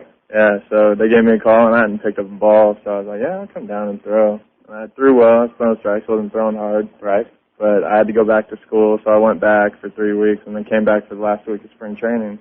And I threw well. I didn't give up any hits, struck out like 6 in 5 innings or something. Did well, and they signed me once spring training ended, so just got stronger all through last year and happened to be messing around with the knuckleball, and they saw it. Yeah. So this year they converted me, with 2 weeks into spring training, converted me completely and made it up to AA. I had a couple chances at no-hitters this year. And I saw that. You had one, I guess, August, and then, or was it earlier than that? And then early in August, and then my last game of the year, I went 8 2/3, right? And gave up a hit. A little flare, yeah, right? Yeah. But you don't tell people it was a flare, do you? You hear frozen rope? Yeah, the guy killed it. He killed it, right? There you go. You have to. A little flare. Yeah. I was reading the quote in the Portland newspaper about your shortstop that made an effort. I guess it was. They both laid out for it. There's not much you could do on those things. That's got to at least fuel your confidence, knowing that you can go deep, especially when you're talking AA. Everyone knows that most prospects for organizations are at AA, and that's pretty much the core talent here in the Arizona Fall League. Same thing, but when you're able to go 8 2/3 and flirt with no hitters at that level, you get some pretty legit stuff. It all has to do with the climate for me. I mean, a lot of it has to do with the conditions for me to have the knuckleball work, because I'm throwing it just the same here. I'm not getting spin on it. But sometimes it just stays flat out here because there's no elements to help me out here. Right. Is that what you're pretty much, your numbers, you have struggled a little bit down here because of that. Is there anything else you can do? I mean, I'm assuming since you're with the Red Sox, you've talked to Wakefield, tried to get some feedback. Have you got any feedback from anybody else, Candiotti or Charlie Huff? All of our head personnel, they call me all the time and tell me not to worry about it because this is a real tough area. They know it for me to pitch out here. They knew it was going to be a real challenge because the conditions won't benefit me at all. So for me right now, I'm just trying to locate it more, which is the worst thing for me to do because you're not supposed to locate a knuckleball. I throw it down the middle and it goes where it wants to go. But now I'm throwing it down the middle and staying down the middle. So with 2 strikes when I get it, I got to try to work away or work in and try to put it where I want it now, which is not beneficial for me at all. Right. Is that something that worries you as far as the future is concerned, that if you make such an adjustment here in the Arizona Fall League, when you go back to spring training down in Florida and that humidity, all of a sudden, either whether it be your release point or otherwise, that you may not be as sharp as you were this past season? Well, they're making me come down there early to work with Wakefield, so I'll have plenty of time before spring training starts to get it back, to get confident with it again and throwing it to where I want to. So I'm not too worried about it. I'm just having fun right now. I'm just trying to do everything the same. Sure. Trying to do everything the same as I did during the season. So. And you might as well, too. Yeah. I mean, that's what it's all about, is having fun. We're talking to Charlie Zink of the Boston Red Sox organization, a knuckleball pitcher, of course, and that's why we're talking about Tim Wakefield. Freddie Bynum is grounded out to first base, so Domit, who led off the inning with a triple, still standing there, as Rodney Choi Fu lined out to the first baseman Davis, and now Bynum grounds out.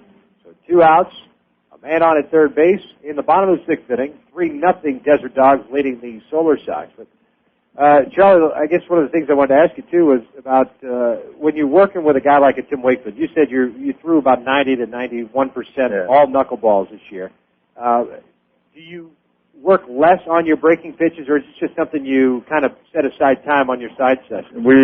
I throw 3 bullpens a week, and my first bullpen will be primarily knuckleballs, and I'll mix in a few curveballs and fastballs. And then later in the week, my second bullpen will usually be a few knuckleballs and consistently just throwing curveballs, trying to get a feel for it, because I need to throw it for strikes. Sure. And I throw it so few times that when I do throw it, it needs to be a strike. So I try to throw it a lot during the week, but that's been one of the problems for me out here, too. I've been trying to force it because the hitters are better. Right. I don't want to just lay it in there for them, and especially if I'm not getting a knuckleball over, they can sit on anything down the middle. So I got to be able to locate it. So it's getting better, though. I'm starting to get more confident with it now. Sure. Well, JT Stotts has just struck out, and they leave a man on at third base. Charlie Zink, we appreciate your time here. Best of luck to you the rest of the year. Thank you. Take it easy. 3-0 Desert Dogs lead. We've played 6 innings from Mesa. You listen to AFL Action Live on MLB.com radio. This is Andy Pettit of the New York Yankees. It's never easy to stand your ground when facing the best hitters in the game, but with practice, you gain confidence. To teach values that go beyond the diamond, Major League Baseball charities and Boys and Girls Clubs of America have teamed up to bring baseball and softball to kids around the world. Through programs like RBI and Rookie League, boys and girls learn about teamwork, fair play, and respect. Because when kids believe in themselves, amazing things can happen. Get the perfect gift for the baseball fan in your life at MLB Shop on MLB.com. You can purchase jackets, jerseys, caps, and clothes for men, women, and children. Get a snappy new batting practice jersey or a classic replica jersey of your favorite team. You can even customize your jersey. Best of all, it can all be done online. Plus, the MLB Shop has baseball cards, bobblehead dolls, books, videos, and so much more. All purchases are private and secure, and the MLB Shop accepts all major credit cards. Click on the MLB Shop button at the top right of MLB.com and get that perfect gift today. Raven, we've got bandits at 1 o'clock. Points on. Engaging now. What kind of person can handle an F-16 dueling in a Mach-speed dogfight? Why, a math teacher, of course, when she's in the National Guard and Reserve.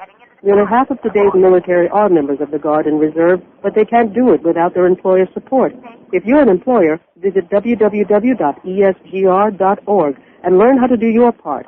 After all, their response depends on yours. A public service message from ESGR and the Ad Council. On top of the 7th inning we go. Mesa Desert Dogs had an opportunity to tack on to their lead, of course, and they lead at 3-0 into the 7th inning. They got a leadoff triple by Ryan Domit, and he was stranded there as Choi Fu lined out to first. Bynum grounded out to first, and JT Stotts struck out, so nothing doing for them. No runs, 1 hit, 1 left on. And that's, the score remains the same as we head to that top of the 7th inning. And leading it off for the Solar Sox is the center fielder Delman Young. New pitcher of record for the Mesa Desert Dogs. And we'll get that to you here in just a moment. As the first pitch to Delman Young missed outside for ball 1. Philadelphia Phillies right-hander Dan Geis comes in relief of Greg Kubas. And Delman Young fouls one off to the right side. And he's in the hole at 0-2. That first pitch did catch the corner, so no balls and 2 strikes on Young, who Today is 0 for 2, grounded out to short, and he struck out looking. 0-2 pitch on the way, high fastball, got him chasing it. And Delman Young strikes out for the second time in the ball game. One out here in the seventh inning. That'll bring up B.J. Upton. Greg Kubis went 1 inning in relief. Gave up a hit, struck out 1 batter, walked 1, and allowed no runs.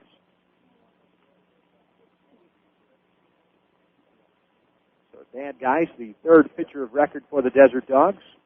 First batter up, strikes out, throws a nice curveball in there to B.J. Upton for strike 1. Upton 0 for 2. He has popped out to the catcher, and he's also flown out to right field. Geis works from the stretch. 0-1 pitch, off speed, down and away. 1 ball and 1 strike. Geis out of San Clemente, California, 34th round selection by the Red Sox back in '99. Was traded to the Phillies as the fastball misses in. 2 balls and 1 strike. Pardon me, he was traded by the Red Sox to the Padres for Alan Embry and Andy Scheibelo. Had his contract purchased by the Phillies this year. As Upton fouls off the big curveball to the right side. 2 balls and 2 strikes. He's facing B.J. Upton here, as I mentioned, 0 for 2. And Upton's first round selection, second overall back in 2002 for the Devil Rays. 2-2 pitch, pops up, right side. That might get out of play, and it is going to get out of play. Gomez doesn't even chase it. Count remains 2 balls and 2 strikes. B.J. Upton out of Chesapeake, Virginia. Had a nice year this year, 302 at A-ball and 276 at Double-A. And this is a kid that many say has a pretty good shot of being the starting shortstop for the Devil Rays next year. He pulls the curveball foul down the third base line. And Upton battling here against Geis. John Paul Davis, the first baseman, awaits on deck. 3-0 Desert Dogs. Top of the 7th, 1 out, nobody on. Right-hander comes set, 2-2 pitch on the way, fastball missing away. And the count is run full to 3-2. B.J. Upton can fly, had 38 stolen bases at A-ball. Ended up stealing 2 in 29 games at Double-A Orlando. Payoff pitch on the way, and he pulls one into left field. That's going to fall in there for a base hit. So Geis trying to come inside. Upton brings the hands in. He's able to loop one into left field for his first hit of the game. And that is just the 3rd hit by the Solar Sox this afternoon. John Paul Davis will step up. 0 for 2, reached on an error, and he's grounded out to 3rd. First pitch, a big swing and a miss. 0-1 the count.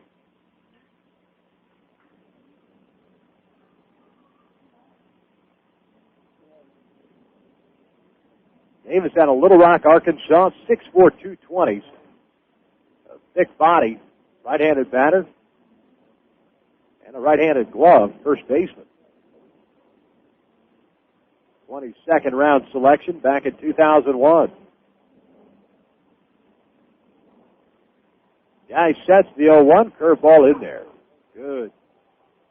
Breaking pitch, caught the corner. And Davis 0-2.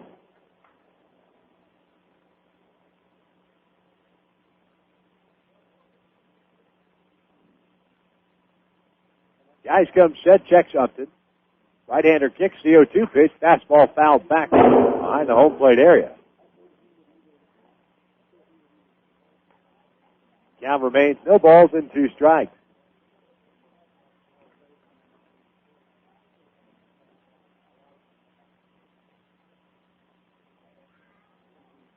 Well, we're back at it again tomorrow afternoon, 3 o'clock Eastern Time. Grand Canyon Raptors hosting the Peoria Javelinas.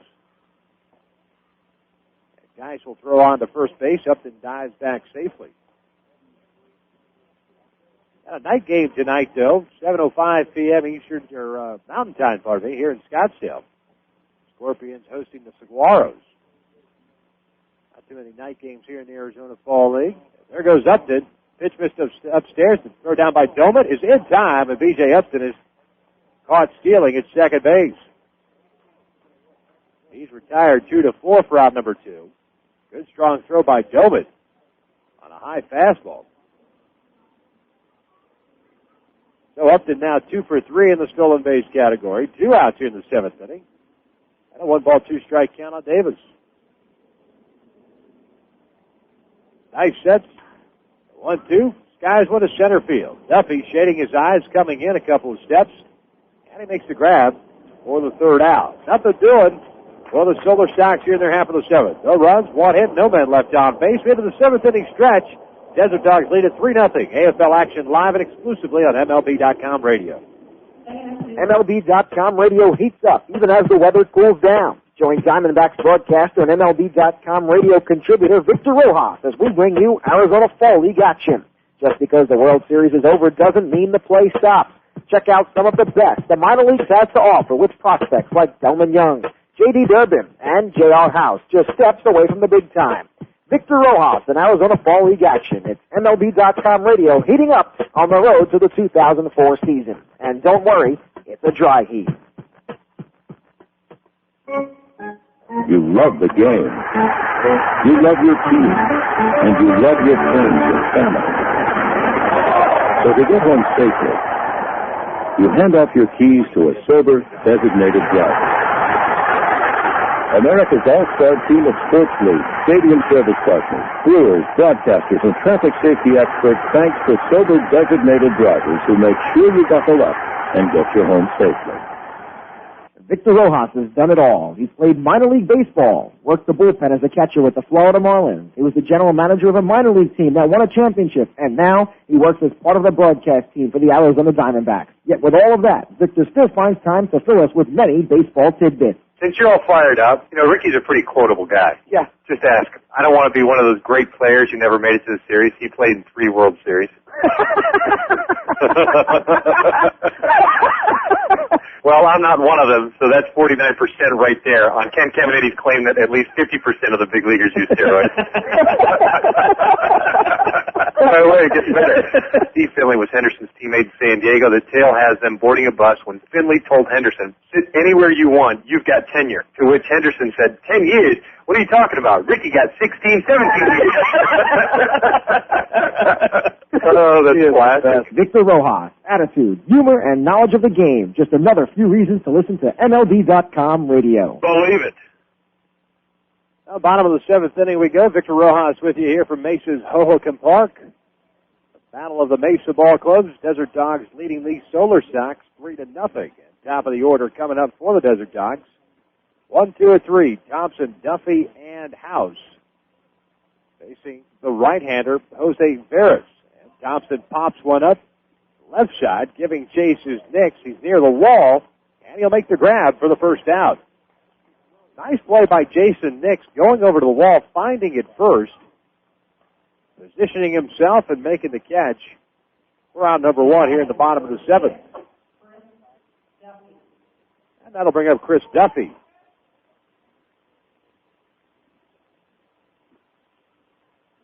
So here in the Arizona Fall League, they play 36 games. Each team plays 36 games. And the winners of the 2 divisions meet in a 1-game championship, and that championship coming up November 15th at Scottsdale Stadium. As Duffy took a first pitch fastball in there for strike 1. Right now, these 2 ball clubs leading their respective divisions.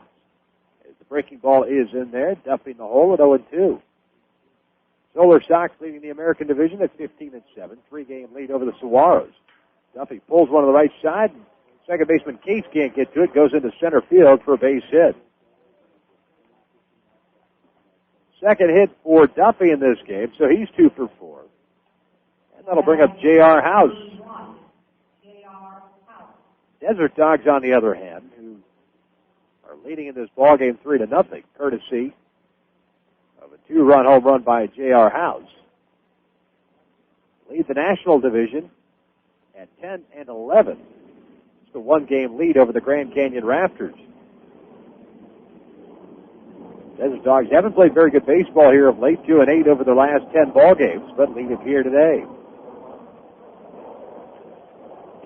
Two throw over to first base, and Duffy's able to dive back safely. Harris, who came in the fifth inning in relief of Tim Corcoran, has done a nice job. The right-hander will come set. First pitch to J.R. House. Fastball, fisted foul behind the home plate area for strike one.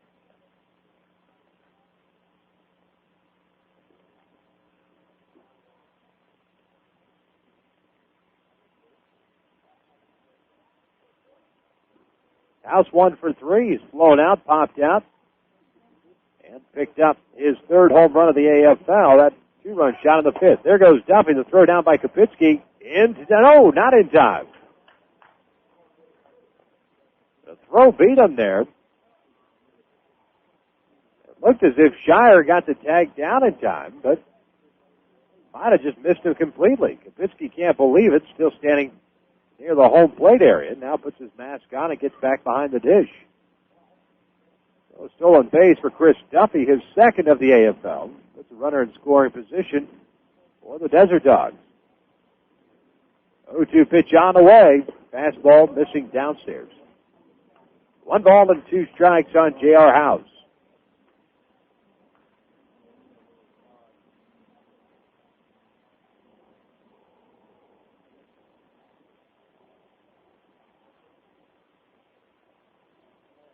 Bears kicks the 0-1-2, breaking ball, missing a low. Count evens at 2 balls and 2 strikes.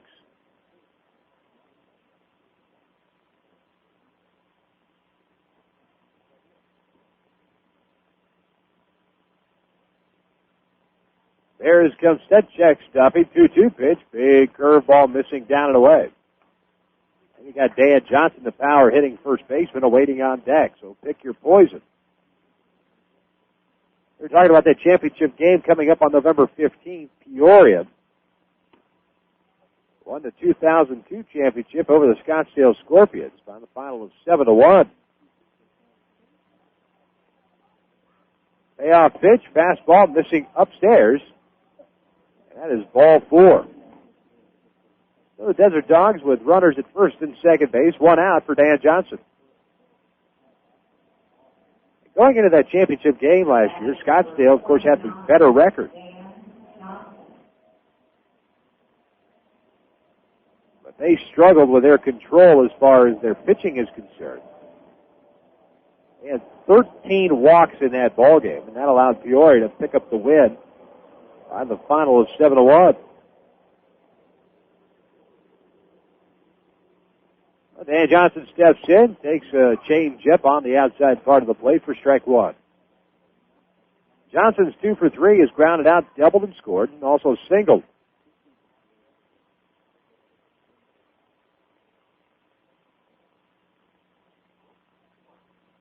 Harris comes set, the 0-1 pitch. That one's pulled foul up the first base side.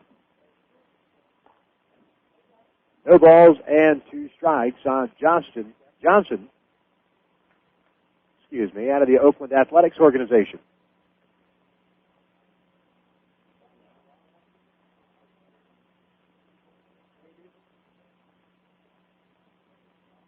There's for the Devil Rays, right-hander, comes set. The 0-2 pitch, breaking ball pulled in the right field, base hit. That's going to fall in there in front of Du Bois. Being waved around as Duffy. He's going to score easily. Du Bois throws behind the runner at second base, dives back safely, and it's a 4-0 lead for the Desert Dogs.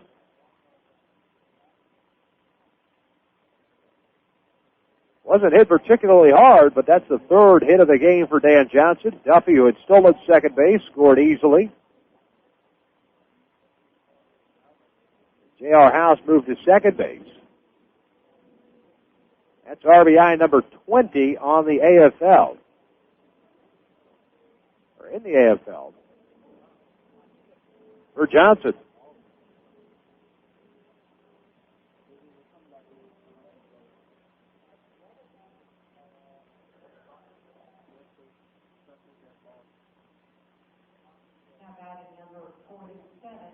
In case you're wondering, as far as perspective is concerned, the Arizona Fall League record for runs batted in. And Johnson is the current leader now with 20. Came into the game with 19, of course. But the record is 44. Now his record is held by Orlando Miller, who was playing for Tucson at the time, and that was back in 1993.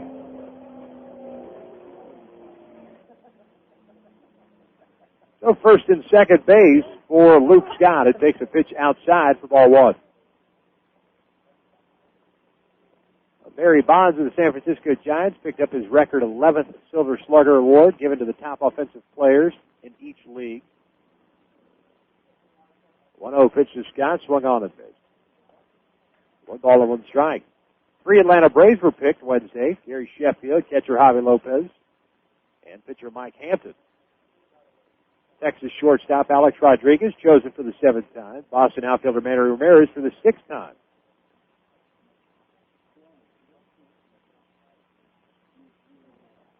That fastball missing down and away. 2 balls and 1 strike. Players were picked by major league managers and coaches who are not allowed to vote for their own players. 5 first-time winners were announced by H&B, the maker of Louisville's slugger, including Boston third baseman Bill Miller, the American League batting champion. And Scott laces one into right center field. Young and Du Bois going back. Du Bois will make the catch near the warning track. J.R. House, for whatever reason, was halfway between second and third base and has to retreat back to the bag. That's just bad base running right there by J.R. House. Should have been tagging on that play and would have put himself at third base. Instead, Luke Scott flies out for round number 2. Still runners at first and second. And we'll be up to Ryan Dobit to try to push across a couple of more insurance runs. Desert Dogs leading it 4-0, bottom of the 7th.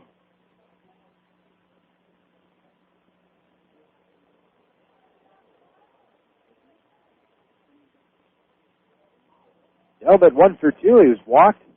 He drives one deep to right field. Du Bois is going back. He's at the warning track, and he will track it down. Dobit gave it a ride, but not nearly enough. So nothing doing, with the exception of the 1 run for the Desert Dogs here in the 7th inning. On 2 hits, they strand 2. We've played 7. Desert Dogs leading it 4-0. AFL action live on MLB.com radio. I'm Bob Costas. This year would have marked Lou Gehrig's 100th birthday. The legendary Iron Horse of baseball gave his heart and soul to America's favorite pastime, but he gave his life and name to the fatal disease, ALS, now best known as Lou Gehrig's disease. You can help strike out ALS. Call the ALS Association at 1-800-782-4747 or log on to alsa.org. Thanks. Your grandparents came here. The long drive, and it's a home run for Joe DiMaggio. Your parents came here. Here comes Bob Demers in the score, and Cepeda pulling the second with a double. Now it's your turn. Number 3,000 for one of the great players of all time, George Brett. Cooperstown, New York. A tradition of excellence for 7 decades. Be a part of it. For information, call 1-888-HALL OF FAME. From the first pitch of spring training to the last pitch of the World Series, MLB.com radio brings unique and exclusive coverage of Major League Baseball. That continues during the winter months with Arizona Fall League action, hot stove reports, and baseball winter meetings. In November, check out live and exclusive play-by-play of Arizona Fall League action with the hottest prospects in baseball.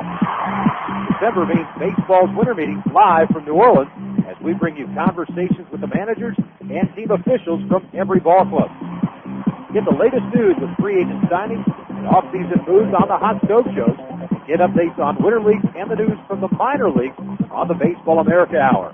Number 1 baseball source all year long. This is MLB.com radio.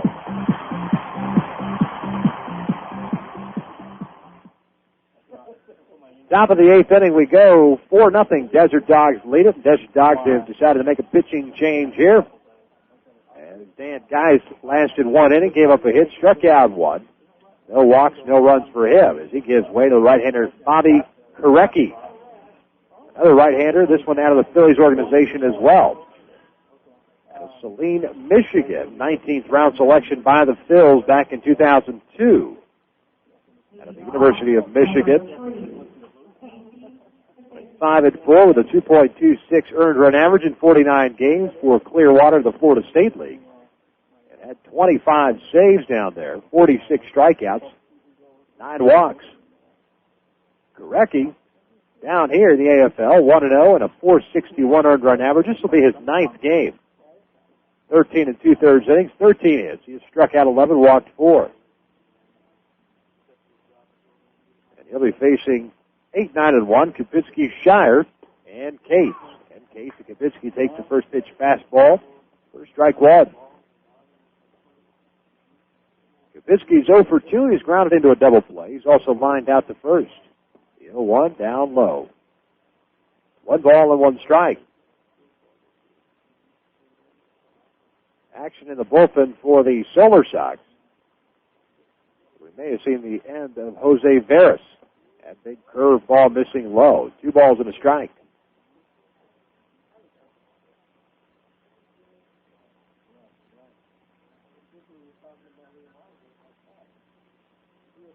Two-one pitch on the way. Kapitsky swings and misses at it. Count even to 2-2. Looks as if like the right-hander Justin Highsmith of the Rockies organization loosening for the Solar Sox. He should be coming in at the bottom of the 8th inning. 2-2 pitch, fastball missing inside. And the count has run full to 3 balls and 2 strikes. No runs, 3 hits, and no errors for the Solar Sox. They've struggled. Breaking ball, nuts foul up the third base line. 4 runs, 8 hits, 1 error for the Desert Dogs.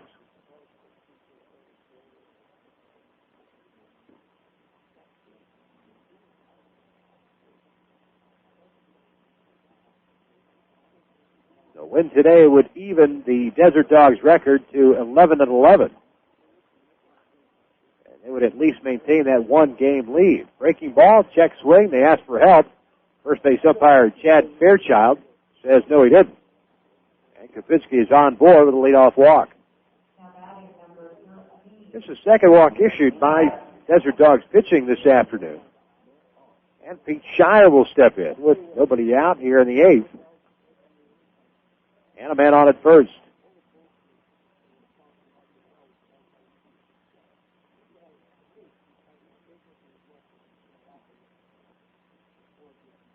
First pitch from Gorecki, fastball in there, strike one.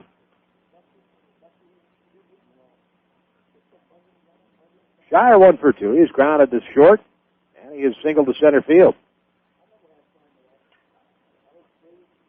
Nice little crowd on hand, believe it or not, in Mesa. The 0-1, pulled foul off the screen. Along the third base side, no balls and 2 strikes on the Orioles farmhand. Shire came in struggling offensively, 167 average, no home runs, and 4 runs batted in.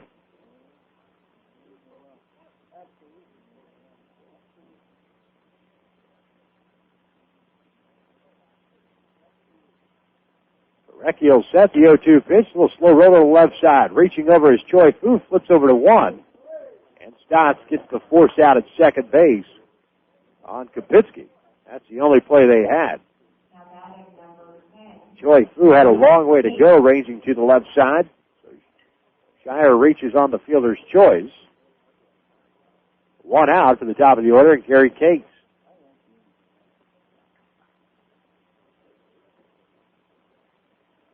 Cates also from the Orioles organization, the second baseman. 1 for 2. Bayes City has flown out and was hit by a pitch. A right-handed batter with decent speed takes a breaking ball low for ball 1. Shire over at first base has 1 stolen base down here.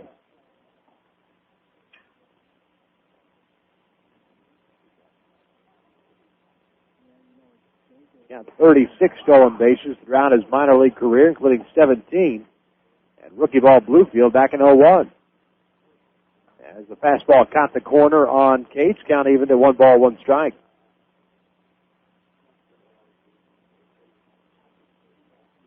So tomorrow afternoon, 3 o'clock Eastern Time, Joey Javelina's visiting the Grand Canyon Raptors. Breaking ball gets away from Dobin. And that'll allow Shire to get to second base on the wild pitch.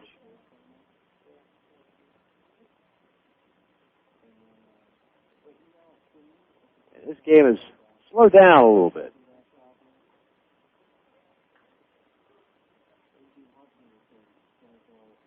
Desert Dogs with a solo run in the fourth, 2 in the fifth, and a solo run in the seventh inning. They lead it 4-0, top of the eighth inning.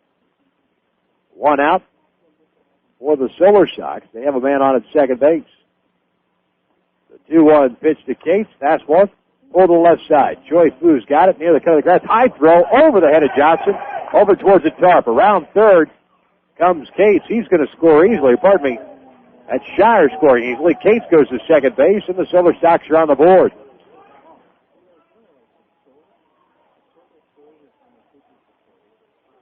So Cates reaches on the air by Choi Fu. He had plenty of time to throw out Cates.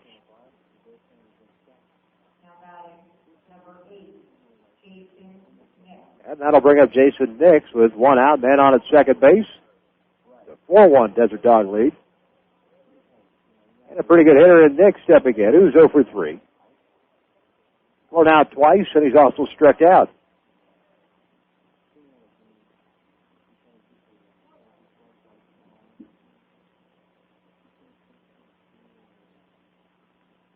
Korecki sets first pitch fastball in there, strike 1.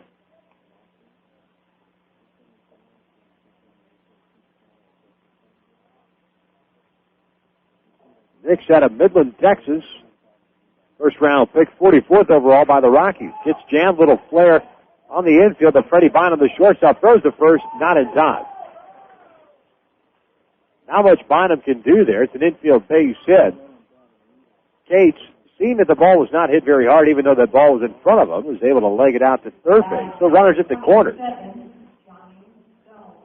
And that'll bring up Johnny Gomes, the left fielder. Couple of good power hitting prospects, and Gomes and the boys coming up. Solar Sox trailing it by 3, and a long ball here would tie it up. Gomes 0 for 2, including a walk.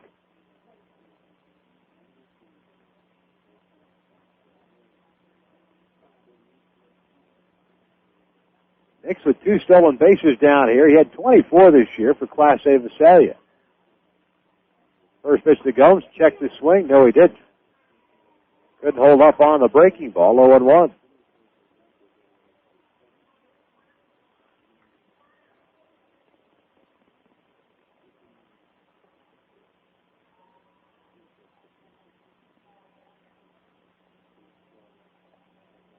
Korecki's 0-1 pitch, breaking ball gets away from Doman. Here comes Cates. He's going to score easily. Nix goes to second. And a second wild pitch of the inning gives the Solar Sox some breathing abilities as they've cut the deficit in half now. It's 4-2 Desert Dogs. And Korecki has come in, and really the only blemish for the Desert Dogs so far in this game. Kyle Evans started, went 5 innings, allowed a hit, struck out 1. As Desert Dogs pitching coach Kurt Young from the A's organization out to talk to Korecki. Greg Kubas came in, made it interesting, but went 1 inning, allowed a hit, struck out 1, walked 1, no runs. And Dan Geis won an inning, gave up 1 hit, struck out 1, walked nobody, and no runs. But here in the 8th inning, Korecki has come on. Issued a walk to the first batter he saw. Kapinski was retired on the 4th out. Shire reached on a fielder's choice, went to second on a wild pitch, then an error by Choi Fu, and then a base hit, and now a wild pitch. 1-1 pitch to Gomes inside. 2 balls and a strike now.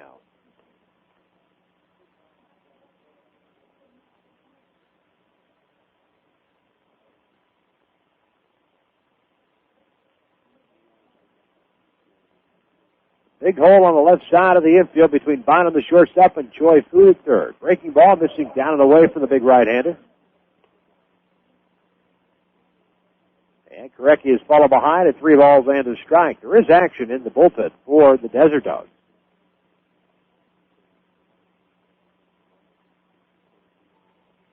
It looks like another Phillies farmhand starting to loosen. 3-1 pitch, big swing and a miss on the fastball. And the count has run full to 3-2. The left-hander Matthew Squires starting to loosen.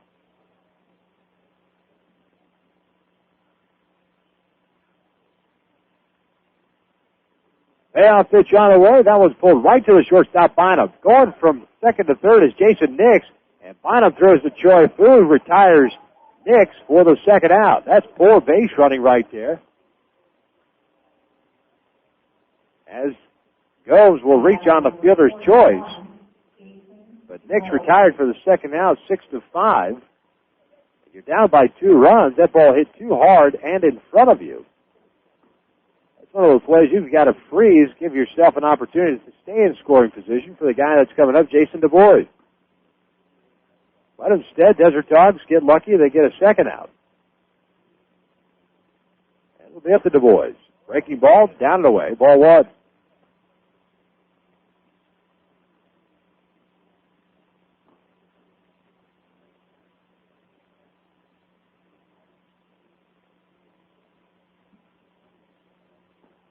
Du Bois 0 for 3 has flown out 3 times to the outfield. Checked his swing. And they checked with the first base umpire, Fairchild. He said no, he didn't. 2 balls and no strikes. Delman Young awaits on deck. Korecki's 2-0. Fastball in there. 2-1 now.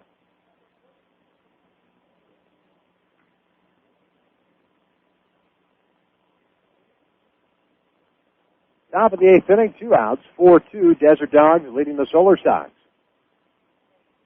The 2-1 pitch, check the swing, and again Fairchild says no. That was a fastball on the inside part of the plate. 3-1 the count.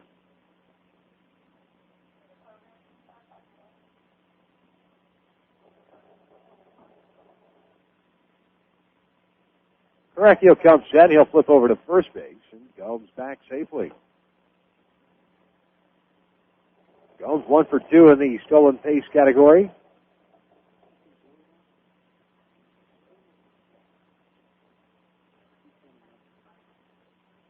Three-1 pitch on the way, and that was driven into right center field. That one could go, and now will one-hop the fence. Gomes around second, head of the third, being waved around. He's going to score easily. The boys will hold up at second base. And the deficit is now 1, and how important is Jason Nix getting thrown out at third base now? That would have been a game-tying double by Jason Du Bois. Instead, it's a 1-run deficit as Du Bois picks up his 19th RBI and his 7th double of the AFL.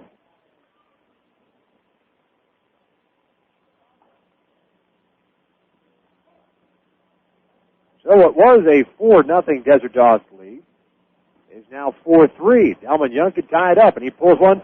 Nice play by Joy Fu at third. And he tag out. Once again, poor base running on the part of the Desert Dogs, Solar Sox, I should say. Tags out Du Bois trying to go to third. So they make it interesting to the Solar Sox. 3 runs come in on 2 hits. 2 wild pitches. 1 man left on base. We get to the bottom of the 8th inning. It's 4-3. Desert Dogs leading. You listen to AFL Action live on MLB.com radio. I'm Bob Costas. This year would have marked Lou Gehrig's 100th birthday. The legendary Iron Horse of baseball gave his heart and soul to America's favorite pastime, but he gave his life and name to the fatal disease, ALS, now best known as Lou Gehrig's disease. You can help strike out ALS. Call the ALS Association at 1-800-782-4747 or log on to ALSA.org. Thanks. Your grandparents came here. The long drive, and it's a home run for Joe DiMaggio. Your parents came here. Here comes Roger Maris in to score, and Cepeda pulling the second with a double. Now it's your turn. Number 3,000 for one of the great players of all time, George Brett. Cooperstown, New York. A tradition of excellence for 7 decades. Be a part of it. For information, call 1-888-Hall of Fame. From the first pitch of spring training to the last pitch of the World Series, MLB.com radio brings unique and exclusive coverage of Major League Baseball. That continues during the winter months with Arizona Fall League action, hot stove reports, and baseball winter meetings. In November, check out live and exclusive play-by-play of Arizona Fall League action with the hottest prospects in baseball. December means baseball's winter meetings live from New Orleans as we bring you conversations with the managers and team officials from every ball club. Get the latest news with free agent signings, off-season moves on the Hot Stove Show. Get updates on Winter League and the news from the minor league on the Baseball America Hour. Number one baseball source all year long. This is MLB.com Radio.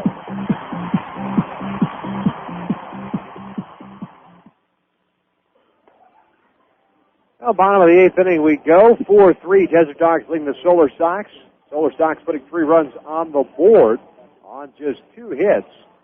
There was an error in the inning. That one coming by the third baseman, Choi Fu. They come back and made it a 1-run ball game. And the Solar Sox have made a pitching change. Right-hander Justin Heisman out of the Rockies organization will step in now. 6'1", 195-pounder out of Thornton, Illinois. Pitched at Double-A Tulsa this year. As he faces Rodney Choi Fu to lead off the bottom of the 8th inning.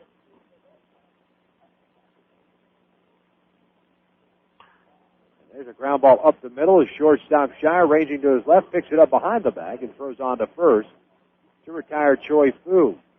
1 batter up, 1 batter down. That'll bring up Freddie Bynum. Justin Heisman down here in the AFL, 9th ball game. He's no record of 7.71 earned run average, 2 saves. 11 2/3 innings, 14 hits. He has struck out 6, walked 10.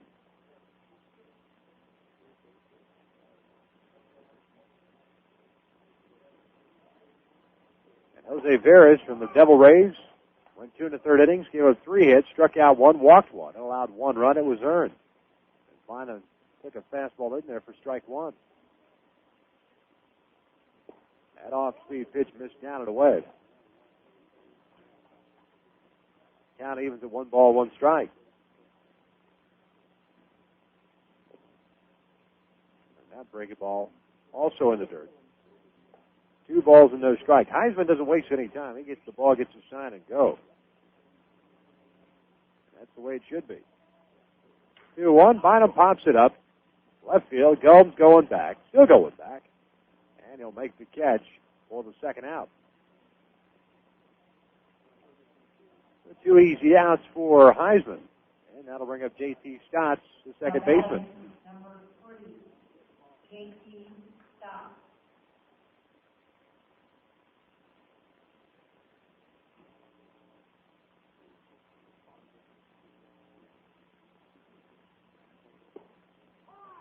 That first pitch to Stotts is in there for strike 1. Stotts 0 for 3. He's grounded to a double play, grounded to third. And he's also struck out. 0-1 curveball down and away. Count evens at a ball and a strike.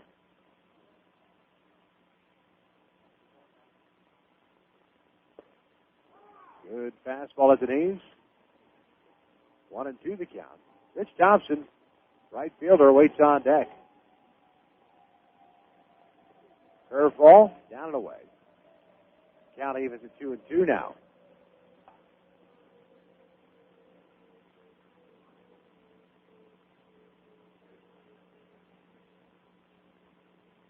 Two-two pitch on the way. Fastball catches the corner, and Heisman gets an easy inning for the Solar Sox. Retires the side in order. We head to the ninth.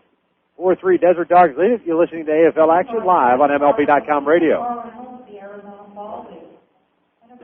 MLB.com radio heats up even as the weather cools down. Join Diamondbacks broadcaster and MLB.com radio contributor Victor Rojas as we bring you Arizona Fall League action. Just because the World Series is over doesn't mean the play stops. Check out some of the best the minor leagues has to offer with prospects like Delman Young, J.D. Durbin, and J.R. House, just steps away from the big time. Victor Rojas in Arizona Fall League action. It's MLB.com radio heating up on the road to the 2004 season. And don't worry, it's a dry heat. You love the game. You love your team. And you love your friends and family. So to get home safely, you hand off your keys to a sober, designated driver. America's all-star team of sports leagues, stadium service partners, brewers, broadcasters, and traffic safety experts thanks the sober, designated drivers who make sure you buckle up and get you home safely. Victor Rojas has done it all. He's played minor league baseball, worked the bullpen as a catcher with the Florida Marlins. He was the general manager of a minor league team that won a championship, and now he works as part of the broadcast team for the Arizona Diamondbacks. Yet with all of that, Victor still finds time to fill us with many baseball tidbits. Since you're all fired up, Ricky's a pretty quotable guy. Yeah. Just ask him. I don't want to be one of those great players who never made it to the series. He played in 3 World Series. Well, I'm not one of them, so that's 49% right there on Ken Caminiti's claim that at least 50% of the big leaguers use steroids. By the way, it gets better. Steve Finley was Henderson's teammate in San Diego. The tale has them boarding a bus when Finley told Henderson, sit anywhere you want, you've got tenure. To which Henderson said, 10 years? What are you talking about? Ricky got 16, 17 years. Oh, that's classic. Victor Rojas, attitude, humor, and knowledge of the game. Just another few reasons to listen to MLB.com radio. Believe it. Hello, top of the ninth inning we go. Desert Dogs leading at 4-3. Left-hander Matthew Squires is coming in relief for the Phillies organization. 8th ball game for Squires. A 1-0 mark. No ERA. 7 1/3 innings. 3 hits. 7 strikeouts, 3 walks. And B.J. Upton swings at the first pitch. Lines one into center field. Duffy comes in and makes a grab for the first out. 1 pitch, 1 out here in the ninth. And that'll bring up John Paul Davis.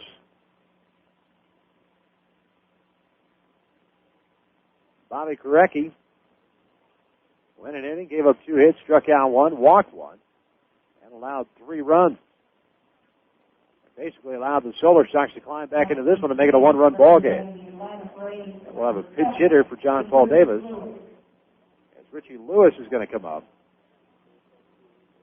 and pinch hit. Lewis, leading hitter in the AFL at a .411 clip. He does have a home run with 9 runs batted in at good speed. First pitch in there for fastball, strike 1.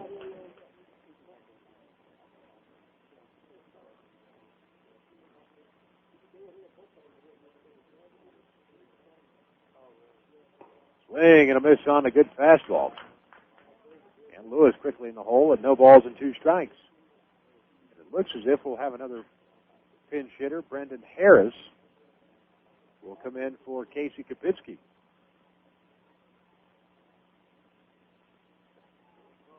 That high fastball brushes Lewis back. 1 ball and 2 strikes. Lewis of the Braves organization got the start a couple of days ago at second base. Pinch hitting here for John Paul Davis. 1-run game in the ninth. 1 out, nobody on. 1-2. That one's fouled back to the screen. Lewis will get another shot at it.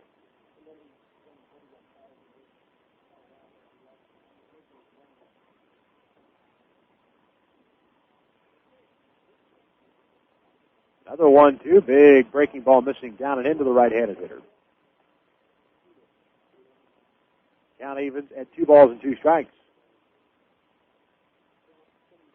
Now, Desert Dogs trying to hang on for their 11th win of the AFL. They're marked at 500. Swing and a miss on a high fastball. And Lewis goes down for the second out. And the Solar Sox down to their last out here in the ninth.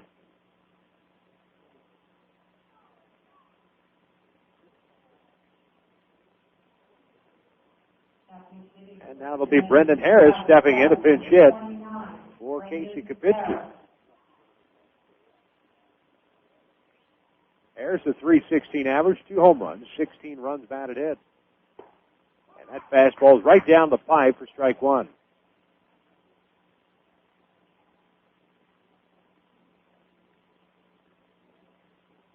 Oh, 1 from Squires, down and in. 1 ball, 1 strike. Another pinch hitter on deck. Should Harris keep the inning alive? As Chris Wilkin from the Orioles has come out.